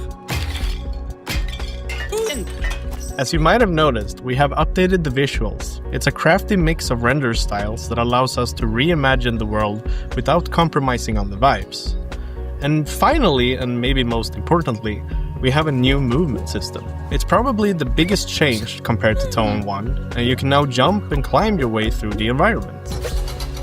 It adds a lot of playfulness for us when designing quests and regions, ultimately making the world feel more free and open. And don't you worry, the handy camera continues to be the main gameplay component. This time, we made it feel a bit faster and snappier. And tying that in with the new movement, we can't wait to see the photos you'll take. So to recap, more story, updated visuals, and a fun new movement system, but still the very same chill and cozy experience. The whole team is working so very hard to make Towen 2 something that can stand proudly besides the original game, celebrating what worked while improving the rest. So if you're interested to learn more, go wishlist the game and join our Discord. See you all real soon. Hello! Are you looking for a way to support Day of the Devs and you just don't know what to do? We have a new collaboration with our partners at the Academy of Interactive Arts and Sciences. They have an annual program called Game Maker Sketchbook, which sees a celebration of artistry in games. And we don't mean just concept art, we mean character designs, we mean storyboards, we mean iconography, all the different kinds of art that go into developing a game. They are putting a spotlight on, and it's awesome. This year we worked with an illustrator called Nimit Malavia to make this epic piece that features characters from all the best games of the year. Literally dozens and dozens of characters, a veritable Where's Waldo of every game character that you love. That print is limited edition and on sale at iMeepit.com. All the proceeds go to the AIAS Foundation and Day of the Devs. Literally, we're nonprofits asking for your dough, but it doesn't just mean giving money. it means you get something in return too. Isn't that a joyous thing? We want to give a huge shout out to our flagship sponsor at Xsolla, who really helped make Day of the Devs happen this year. Xsolla is a global video game commerce company that aligns with our mission to help developers connect directly with players and sell more games, without giving up control or extra revenue. Launching today is a new Day of the Devs activation on the Xsolla Mall to spotlight some of our favorite games from recent Day of the Devs showcases. Scan the QR code below or head to this URL to explore some amazing indie games. And thanks again to Xsolla for supporting this celebration of creativity and community. Thank you, Greg, for that riff on Xsolla. We are so happy to have them as our flagship sponsor, but we also have some other sponsors to thank because it takes a village to support Day of the Devs. We are a nonprofit, and every little bit helps. We got our founding sponsors, Double Fine Productions and I Am 8-Bit. We have a whole list of other folks that have been contributing throughout the last year, and we just want to give them a shout out. Annapurna Interactive, Blumhouse Games, Devolver Digital, Idea Xbox, 47 Communications, Panic, PlayStation, Razer, Sabotage Studio, Studio MBHR, Summer Game Fest, and Geoff Keighley and the whole gang at the Game Awards for your continuous support. Thank you so much. And if you'd like to donate directly to Day of the Devs, you can go to dayofthedevs.org and do so there. And remember, Day of the Devs is a 501c3 nonprofit organization, so any donations are 100% tax deductible. If you like what you saw here today and want more, just follow us on the World Wide Web, www.dayofthedevs.org. Please wishlist these games, it means a lot to the developers, and thank you for watching today. Thanks to all the developers for sharing their games, and thank you to all our generous sponsors for making this possible. We'll see you next time on Day of the Devs. Point. Huge thanks to our friend Dose1 for providing the beats for today's show, and please stay tuned for a musical performance from the game Unbeatable and the band Peak Divide. I'm RJ Lake, and I'm directing Unbeatable, a game where music is legal and you do crimes, with Andrew Tsai over at D-Cell. This is a never-before-heard new track from, this is mostly a never-before-heard track from Unbeatable. It's not a live performance, but all the performances in it are live, if that makes sense. That's because the guitarist is playing lead guitar and rhythm guitar and acoustic guitar and is the drummer, and our keyboardist is the cameraman. This should show you probably just how much work goes into even one of the songs on our 100% original soundtrack, which, by the way, starting right now, you can pre-order at dcellgames.bandcamp.com. That's right, at dcellgames.bandcamp.com. You can pre-order the soundtrack and you'll get all of the songs that we've shown off so far, including this one. Enjoy.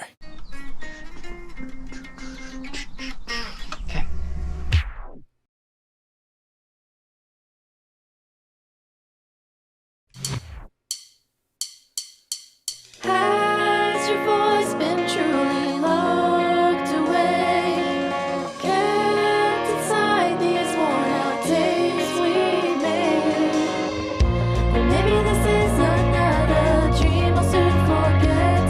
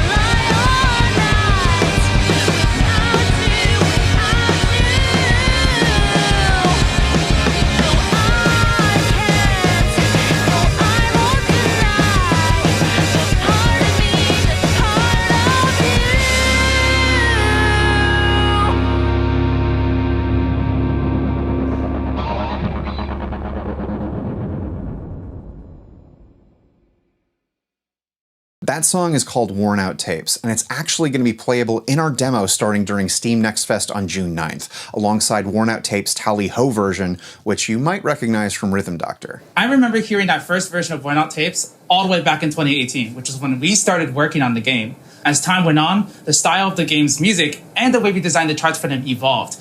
And it's a full circle moment getting to bring you this brand new rendition of the song when made for their final version of the game. Both the vocal album and the score for Unbeatable just went live on dcellgames.bandcamp.com for pre-order. And if you pre-order the vocal album, you get all of the songs that we've shown off so far, including Worn Out Tapes. And if you pre-order the score, you'll get all the background music from the demo, all the cop fight music, all of the baseball stuff from the demo. You can also listen to all of that starting today on our YouTube channel. And that's basically it for my calls to action for this. What else is there to say besides wishlist the game, play the demo, and thank you a lot. Like, genuinely super... We're not here without you. Like, genuinely. I don't have anything to say. I don't have any real words. All the planned stuff ended back when I stopped talking about the album. This... I can't really think of a good way to thank you, because there is more love that has come into D-Cell than I have any idea what to do with. This game doesn't exist without the support we've gotten so far. So, oh my God, from the bottom of my heart and everyone at D-Cell Games, thank you so much. We're going to continue trying to do the best we can do.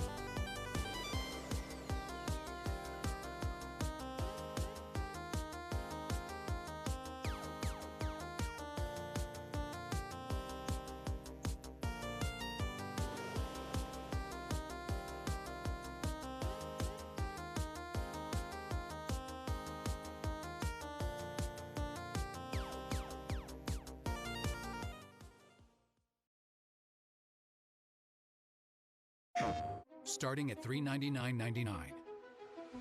Some say you can't have it all. Clearly, they've never been here.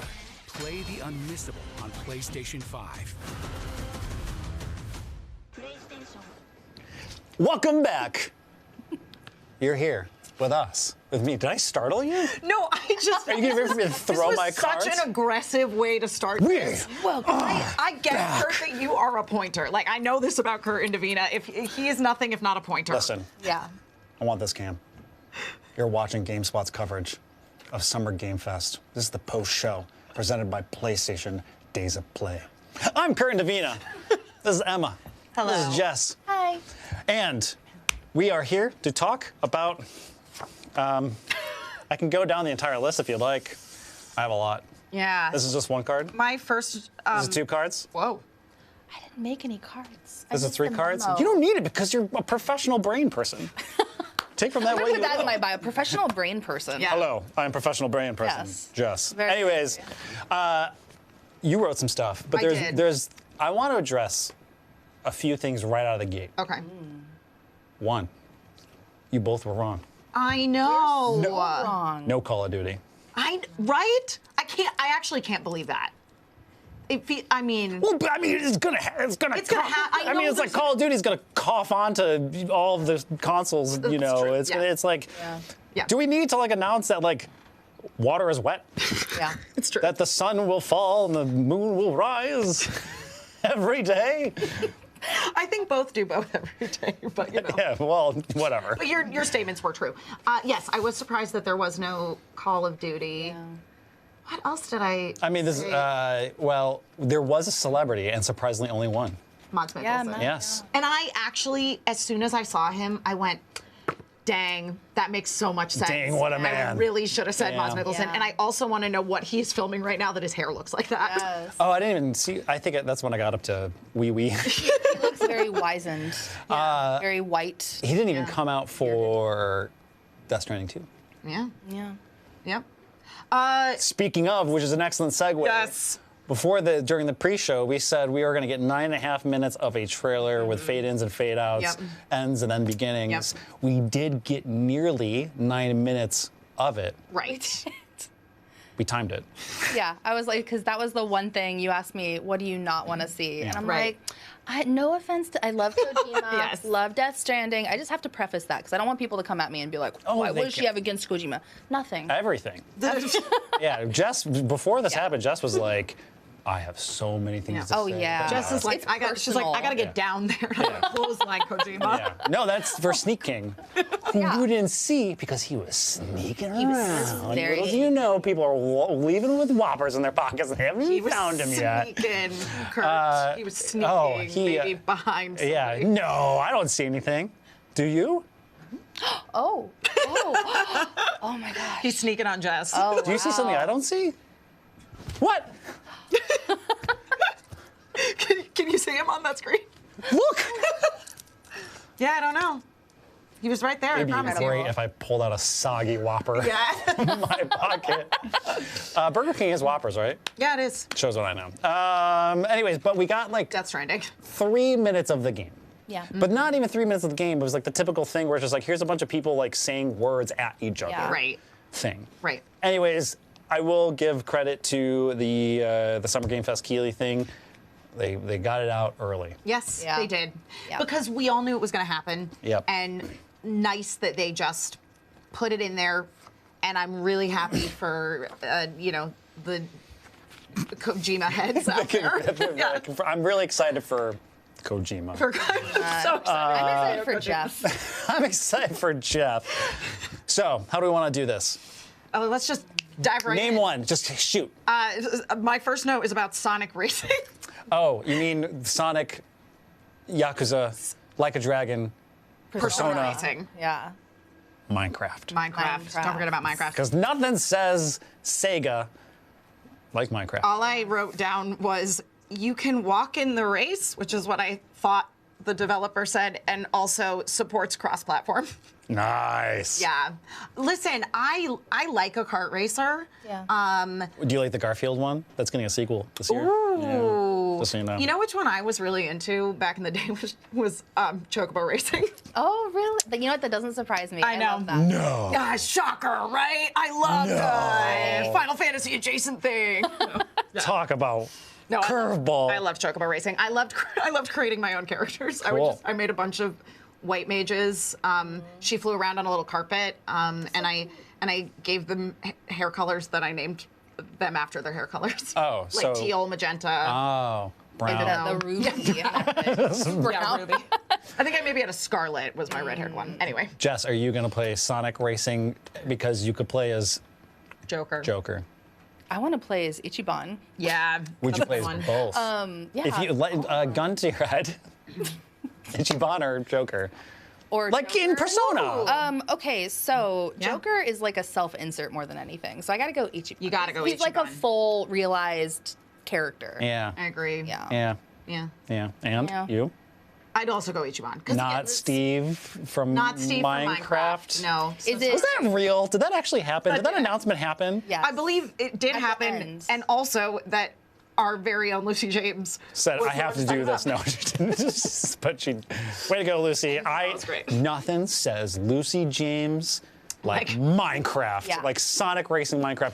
Lucy, for everybody watching, what they don't know, Lucy, my former boss James, huge Minecraft Sonic Racing fan. Loves it. That's why she did it. Every day she goes to the office, she brings one of those foam diamond pickaxes. Yeah. But also a Sonic figure. Yes. Yeah. Yeah. She beats on her Sonic figure. And I'm pretty sure the only game she's professionally reviewed for GameSpot is Persona 5. That's not why she's coming to Sonic Racing. No. Get out of town. All right. I have some words. Mm-hmm. I don't know if they make sense.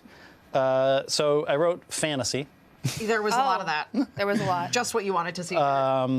Teenagers. We do need to talk about Atomic Heart 2 for a second. Oh yeah. Only because, look, I didn't play the first one. Yes. Yes. but- the Space Whales one. Yeah, but there was this really gratuitous crotch shot. Yeah, they really were. There's a few gratuitous shots of butts and crotches during this entire Summer Game Fest reveal. That's a lot. But Geoff Keighley said Atomic Heart 2 is the spiritual successor to Atomic Heart. I think it's the literal successor. Yeah. Can that be true? And then they announced another Atomic Heart spin-off game. Yes. The Cube, not to be confused with the movie, which I often confuse with the Cell. Okay, because I was wondering about my own notes here. I wrote Space Whales, Atomic Heart 2, and then I wrote licensed music because there was Queen in there. Yeah. And I wrote a lot happening and then just Cube. Cube. Yeah, it had real like cyberpunk like vibes this go around. I'm going to tell you, it had everything that's been in a post-apocalyptic game or in a sci-fi game, and they just put it all in one game. The thing is, I think I would actually play those games, but then I read Jordan May's review. Our very own Jordan May reviewed it and said that the main character of the first game was never shut up. Was very unfunny. And then I watched gameplay and I was like, oh god, I don't know if I can do this. Also, I know that the first game had those robot twin girls that people were very respectful about. Okay. Yeah. Sure. And I think the second game looks like more of that. Yeah. I will say, though, that after Atomic Heart 2, they did have that trailer for the Marvel Cosmic Invasion, the Marvel beat 'em up? side-scroller beat-em-up, where you can play as She-Hulk. Yeah. That, I'm in. You don't even go into fights. You go to the courtroom. You just go to the courtroom. You go to the courtroom. It's Ace Attorney, actually, but it's Marvel. Oh wait, okay, but actually, Ace Attorney with She-Hulk would kind of. So that's what I'm saying. Actually, they I messed would definitely up. play that. Exactly. Actually, I think it'd be great. Between levels, you go there. The thing is, I love Couch co-op. I know, it's been a long time since we got Let's one start of again. those. Couch co-oping a side-scroller beat-em-up. Yeah. The Ninja Turtles game, Power Rangers game. Bam. Streets of Skibbity Rage bop. 4. Boom. Freaking great. Yeah. I love it. Onimusha. Oh. Yeah. If you Capcom, baby. had been you were right. Capcom killing it. Capcom truly was the star of the show, and we'll get to that later. Yeah. They always are. I was sitting in here watching, and I'm going, wait a second. I think this is Onimusha. This is totally Onimusha. Oh my, this is Onimusha, and I'm like Oh, yeah. convinced it's Onimusha. And then at the end, it was just like, that's Onimusha, baby. Well, I mean, it's like I remember when Kunitsugami was revealed 2 years ago, and I was like, Onimusha. Onimusha I know. reboot, let's go. And it's like, no, it's a tower defense game or whatever. Yeah. By the way, I already said it. It rules. It rules. Anything in the early, like, was there a specific thing that's God, was there a specific thing that stood out to me? I'm cheating. Yeah. I'm looking Well, down at You want my what you list? wrote. So I wrote down. Because I got the good stuff. Yeah. coming. I wrote down. This is one I want to talk about because I think I need to know a little bit more about the game mechanics, but I think it has potential, maybe. Which is that Killer Inn game? Oh yeah. It's a murder. It looks like it's asymmetrical horror. It gave meets Among Us. Yeah, the trailer definitely eventually gave me a headache. Yes. Because I was like, in theory, I was like, okay, so it is Among Us, Right. but there's like shooting segments, Right. but then you have to investigate who killed who. Right. But like, how does that work in an asymmetrical multiplayer game? Right, exactly. Like, how do you gamify something that I would want to take my time with? Exactly. Like investigating, and then all of a sudden it's like, and here's a machine gun, you could kill everyone. Yeah, and that's I was like, I don't know what's happening. That's where it lost me a little bit. Yeah. And so that's why I'm curious as to what the game mechanics are. Yeah. Then there's a million things. Yeah. You got some? What's the puppet game? Something Oh yeah. So felt that exactly. Yeah, Yeah. that one is wild. which looking. looks like, is it Punch Out, the puppet game? Punch Out the puppet game. Yeah. Like I kept saying we were going to get Geoff Keighley the game, and we did. Yeah. It's not to say that he's, what is it called? A Muppet. That was what I was going to say too. So Flimsy Puppet? yeah, That's what it's called? they prefer the term felted friends. Felted Friends. Well, you better get on the phone and call somebody because they are not doing it right. I agree with you. That was an intriguing thing. There's like we also got the other stop motion game that was shown during this that was called Out of Hand, I think it was called. That sounds right. Out of hand. Out of Words. Out of words. I couldn't read my own handwriting for a second. Oh, I was literally staring at it. Out of Words. Out of words. Unreal is a funky engine Mm-hmm. that looks cool, and games perform weird depending on what it is. Yep. I do like that it is being used to emulate real objects in real life. We've been getting a lot of games that do that. Like Midnight Walk is a game that came out, and every single asset in that game is handmade. Every single one of them. So it's like cool to see this like puppet game where Right. you're utilizing real life things in games in a way that looks cool. Yeah, And then we have Out of Words, which is kind of the same element and thing. So like, Totally. it's, when I complain a lot about graphics, I'm all here for being like, you know what? Throw those computers out. Yeah. Build a thing with your mitts. Well, that's what I liked about felt that also Yeah. that it was mixed reality. Yeah. Yeah. I did actually write down that this Lego Voyagers game looks kind of fun. I think I may have passed out during that. Yeah. I don't think I remember So seeing I it. was so they're talking about a Lego game, and I'm like, all right, what is it going to be this time? Lego My Hero Academia. But I was instead treated to a Lego game that is literally just Lego. Yeah. And it looks like possibly a little bit of a It Takes Two Mhm. kind of vibe where you have to do a lot of co-oping. It also reminded me a little bit some of the stuff that I saw. Oh, was this the game with Just the you play as little the bot? one. Yeah, our stream was doing some funky jazz on my end, so I didn't get to see it, but I did think that game looked sick. Yeah. I was into that. Yeah, I was into that. I'm gonna pivot a bit. All right. What's the thing you were most genuinely, actually surprised by, if at all? Or do we save that? Ooh. Because there was an obvious bait and Yeah. fish. Bait and fish? Bait and switch. That was definitely cool. We'll get there. Yeah. The most surprising was the second to last. The oh my gosh. Stranger Than Heaven. Yes. The RGG. Yes. You got Gotoku's new game. Looks so good. It looks so good. You play a guy in a Really, fedora. really. You're in a trench coat. It's the 40s Japan. There's investigative stuff. And I could show you mercy or not, or not you. Not in the me game. personally. But the best part is when we saw it, we were like, show no mercy, and you're like, stomp his I head. thought it was really And I was like, that was look, he's got a knife in his hand. Why would he do You that? have to understand that I am a renegade Mass Effect player. Like, the first time I was offered to shoot somebody in the face, I did. So Jesus. I know I'm brutal. But speaking of detective games, that freaking Steamboat Willie detective game looks Mouse good. PI. Mouse PI. Yeah. Which is, from what I understand, like a big old boomer shooter. It looks like it does not look like you're investigating. No, unless you're investigating with bullets. Yeah, you're. In that case, yeah. But also, it's like so. Mouse PI has been like kind of like whispered and kind of like. It kind of came out of nowhere. I'm pretty sure it's. I think that the journey of that game is interesting because it was first revealed basically in like gray box form, Right. where it was like only showing conceptually what it was, and people were like, "What? It was first person Cuphead? Wow, what's that?" That's how I reacted. And then they started the show a little more, and then they started the show a little more, and like ever since when that game's revealed, it like looks like it's really evolved. And then some marketing PR guy was sitting in the room with them, and I was like, "Hey, people are already interested in our game. What if we got Troy Baker to do it?" And then they just like, I don't know, called him. Yeah. Is that how that works?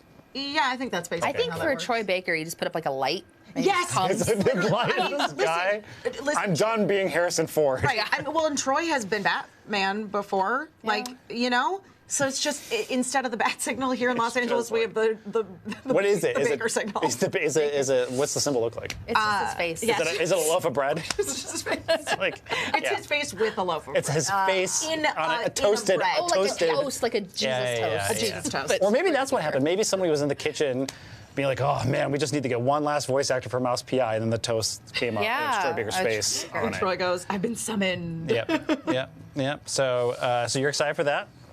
I got a thing where I don't like animal detectives. Oh, so you're not a frog detective player then? Nope. No frog. So- no ducks. no duck. So what is like the what makes that the breaking point for you? Because you love detectives. Mouse PI or animal detectives? Animal detectives. I think it's a complicated thing. I should probably see a therapist about. Okay. That's Because like, I think it's because there's so many animal detective games. It's not just like ducks. It's not just frogs. It's like, but there's like Rooster Cop. Yeah. And then there's this like cat detective game that I played at some point, and I was like, why are we why are we compelled to just tell a detective story with an animal? Okay. And then we got to add puns. Oh, you got to quack the case. Like, what's going on here? I'm a jaded, miserable old man.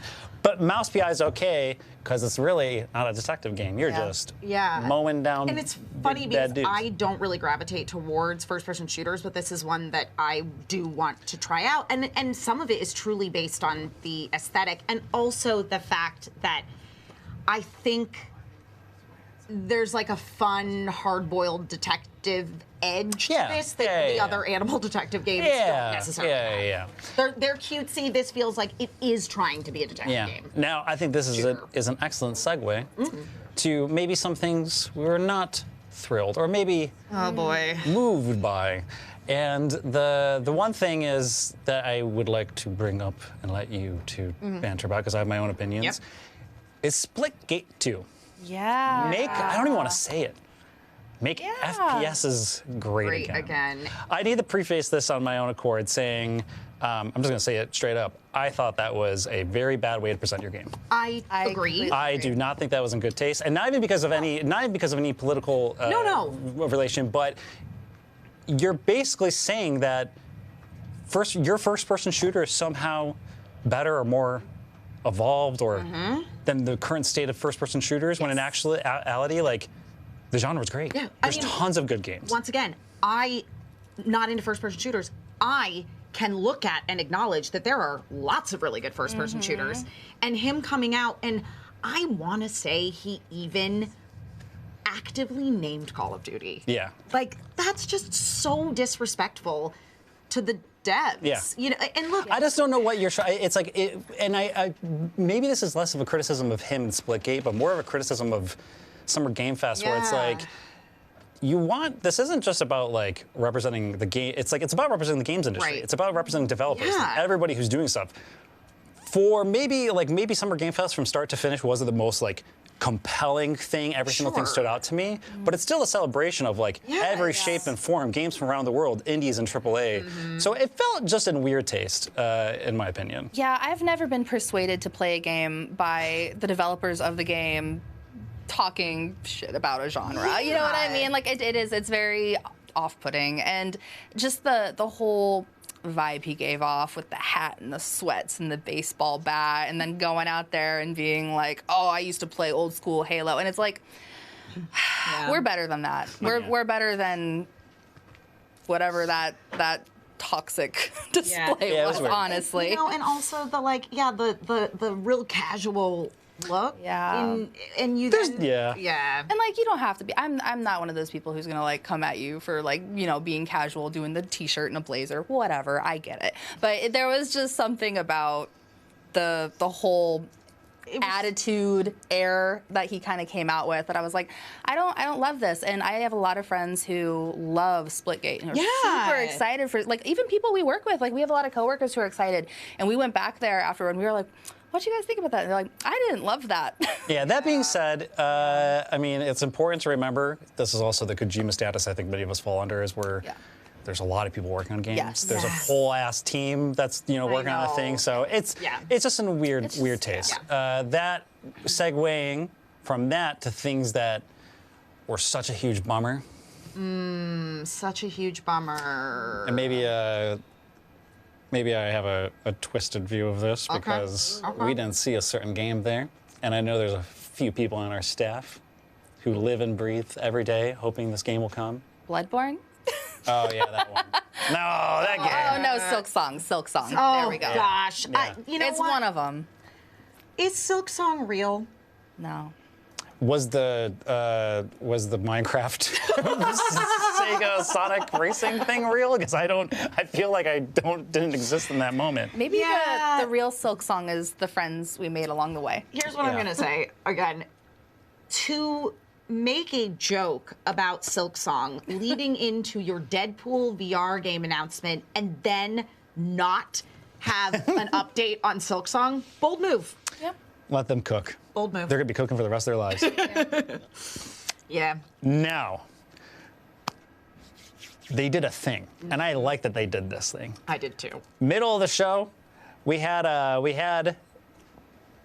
little Resident Evil tease. We had like it was a little. It was a diary. Well, but yeah, just like here's a cup. It's like, don't worry, you're going to see something, and then drink a vial of blood in front of me. And I was like, fine. And then at the very end, Keighley was like, did he say it was like a new startup company? Yeah, he led into it as, oh, this is a company, you know. They're a new company. Narrative. They've had a lot of work working in the narrative space, and I'm really excited to see what they do. And then it turned. So I want to unpack that a bit because, regardless of whether or not it was Resident Evil, that's what we're talking about. I was like, it's FBI, it's spooky. Yeah. It's not hard to find. It's not hard to see. Kurt is like, you put spooky FBI. So I don't know why. Specifically FBI, I don't know. Well, I mean, were you a Twin Peaks fan? Of course. Yes. But I think it's more deeply rooted. Like I'm reading the biography of J. Edgar Hoover right now. I don't know why. Great. I have a thing. So it's like, on principle, I was like, I'm interested in this. Okay. And there were suspicions while watching that I was like, is this Shinji Mikami's new game? Because he left Tango and it was giving Evil Within 3 vibes. But there was definitely a moment where I was like, this engine looks familiar. Yes. I didn't see, it was like one of those things like, is this a Capcom game? You could just Is tell. This, like, that Evil RE Within? engine. Yeah. Yeah, and then it popped up and we were like, yep, we knew it. We saw that the record. Yeah. Oh yeah, it was the RPG, and I was like, oh. Yeah. It is. Oh, okay. And they got us. The FBI agent is the daughter of a character from Resident Evil Outbreak. Oh, so it's not Ethan's. No, it's not Ethan's. It's not Ethan. It's not Rose. And she's an Ashcroft. Oh. Huh. I know. How did you learn this? When did you learn this? I observed the trailer intently, and then I Did disappeared. I tell you where I learned it from? GameSpot's Instagram. Yeah, that's what I'm talking about. Right there. Yep. Tom Caswell, he's Yeah. on it. Yep. Sick. He's on top of his game. Yeah, I mean, it's always difficult watching these things because you're absorbing so much information. Yeah, and I was like, so much. And I was just watching it, just being like, I'm trying my best to feel to feel this thing that I see. Yep. But you know, they done got us. I know. They done They did did. it. And again, Capcom. What are they doing? You know what this actually kind of reminds me of is when it was during an E3, we got the Resident Evil 2 remake reveal. Yes. And it was the thing where you're just like, there's like a rat running through a Yep. convenience store, and I'm like, this seems kind of familiar. Like the beginning of Resident Evil 2. Is this Resident Evil? This is Resident Evil. I like figured out it was a Resident Evil, and then again just hit in the face with the reveal. Because I mean, you know, talk about formative games in my life. I think for both of us. Yeah, Like, I mean, Resident Evil. totally. Again, like I remember, you know, the first Resident Evil game.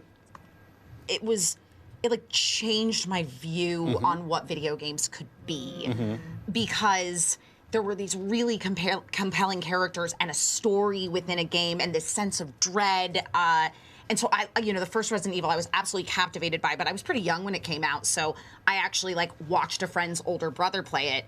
And then Resident Evil 2 came out, and I was like, I'm ready to take this on myself. I've been watching. I've been trained. I just got in trouble in school because I was drawing as like a young 8, 9-year-old boy, drawing semi-trucks running over dead bodies and carcasses and zombies. But Leon Kennedy, police officer, rookie cop, was there in my drawings. And all the students around me was like, there's something wrong with that boy. And I'm like, you're damn right there is. But not because of that, because of Resident Evil. So, I mean, I will, I would have to go back and rewatch it. They didn't really show, it was really like a mood and piece. There's been rumors of the next Resident Evil being open world. Oh, well, they said it's going to be a big departure. Yeah, a big shift. And, you know, I do give credit to the Resident Evil franchise where, like, every few games they will make a big pivot in some ways. Yeah. And it's good because when Resident Evil 4 originally came out, it made the turn for the worst, in my opinion, between 5 and 6. Even though I enjoy 6. Oh, yes. I'll take it. Okay, I was like, in terms of an action. totally. Yeah. And then, like, with Resident Evil 4 Remake, it's like, was one of those moments, like, where do you go from here? Yes. 10 out of 10, GameSpot.com, I reviewed that game. And it's like, where do you go? Like, I have no idea. You just don't, I don't think doing Resident Evil 5 would make sense at this point. Like, you're just going to go right back down the same road. And then, of course, Biohazard and Village are another shift. So I whatever it is they're doing next, I'm glad they're changing. I mean, as you about. said, as we were, doing our pre-show, we were discussing the fact that Capcom is really trying stuff. Yeah. And I'm excited. I think they've had the opportunity to experiment with things like Dragon's Dogma, like Kunitsugami, and even with the Monster Hunter that came out earlier this year, they're making bold moves, and I think Resident Evil 9 is the place to do that rather than retreading old grounds, even though I was guessing Code Veronica and I still want them to do that. I know. But they need to give that game a proper due. They do. And fix it. But this is an exciting direction that Capcom's going in. Yeah.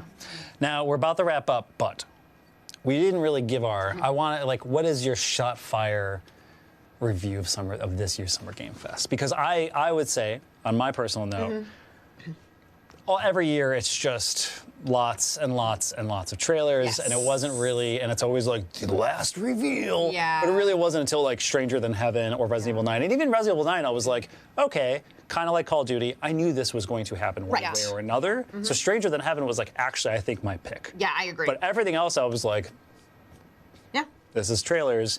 Jess, what's your review? I felt the same way. It was definitely a weaker one for me. And you know what, like that's how I always try to like frame it, this was not a showcase for me. Yeah. I think there were a lot of games that maybe other people would be super into and like catered more towards, I don't know, I feel like there were a lot more like action-y type games, which I do like action. I don't know.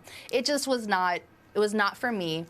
The last two games were definitely the show stealers. Overall fine. Yeah. How about you? I thought for sure we'd get something from one of the mainline Square like I really kind of thought that we'd get a Dragon Quest 12. Yeah. But Sorry. yeah. You didn't even predict it before the show. Yeah. That's why it didn't It's happen. funny. They started announcing something, and you were like, Dragon Quest 12, and then it was the one with the wrestlers. Oh, yeah. Okay, but that was a great trailer. That everybody The wrestler. The wrestler. Yeah, exactly. The one. Yeah, no, that I did enjoy very that good. trailer. And it Very was just good. for a Street Fighter 6 update. But yeah, I mean, look, it's a celebration of games. There are so many video games these days. And frankly, every game that we saw today is for somebody. Not all Sure. of them are for me. I'm positive, Kurt. There's a lot of people in the world. There's that. I know there's Game of Thrones fans out there, but they were like, we got a Game of Thrones game. Here's a pre-rendered thing. Yeah, but you know what? This is the thing. I couldn't see when that episode of Game of Thrones came. So now you can. And now I know what So happened. now you finally can. I did not know that Jon Snow got White Walker. You had no idea. That being said, that brings us to the conclusion, the end. You know, we still have coverage to do for Play Days and Summer Game Fest and all that jazz, but for this post-show, we are coming to a close. Presented by PlayStation Day of Plays. Thank you for watching. Thank you for joining me. Thank you, Jess, for what did I say at the earlier brain knowledge smart stuff? Yeah, that. Yeah. You got that. For being a brain person. Thank you, Emma, the two JRPG people, to fill that, Got no that JRPGs. void. You got Joker in a racing Sonic game. What do you like? Stop complaining. And I just want to close this out with a very important quote from today's show, the most important one from Geoff Keighley, who said, "Poor little babies." With that being said, thanks, folks. Stay tuned. Keep it here at GameSpot. See you later. Poor little baby. Poor little baby. Starting at $399.99. Some say you can't have it all. Clearly, they've never been here. Play the Unmissable on PlayStation 5.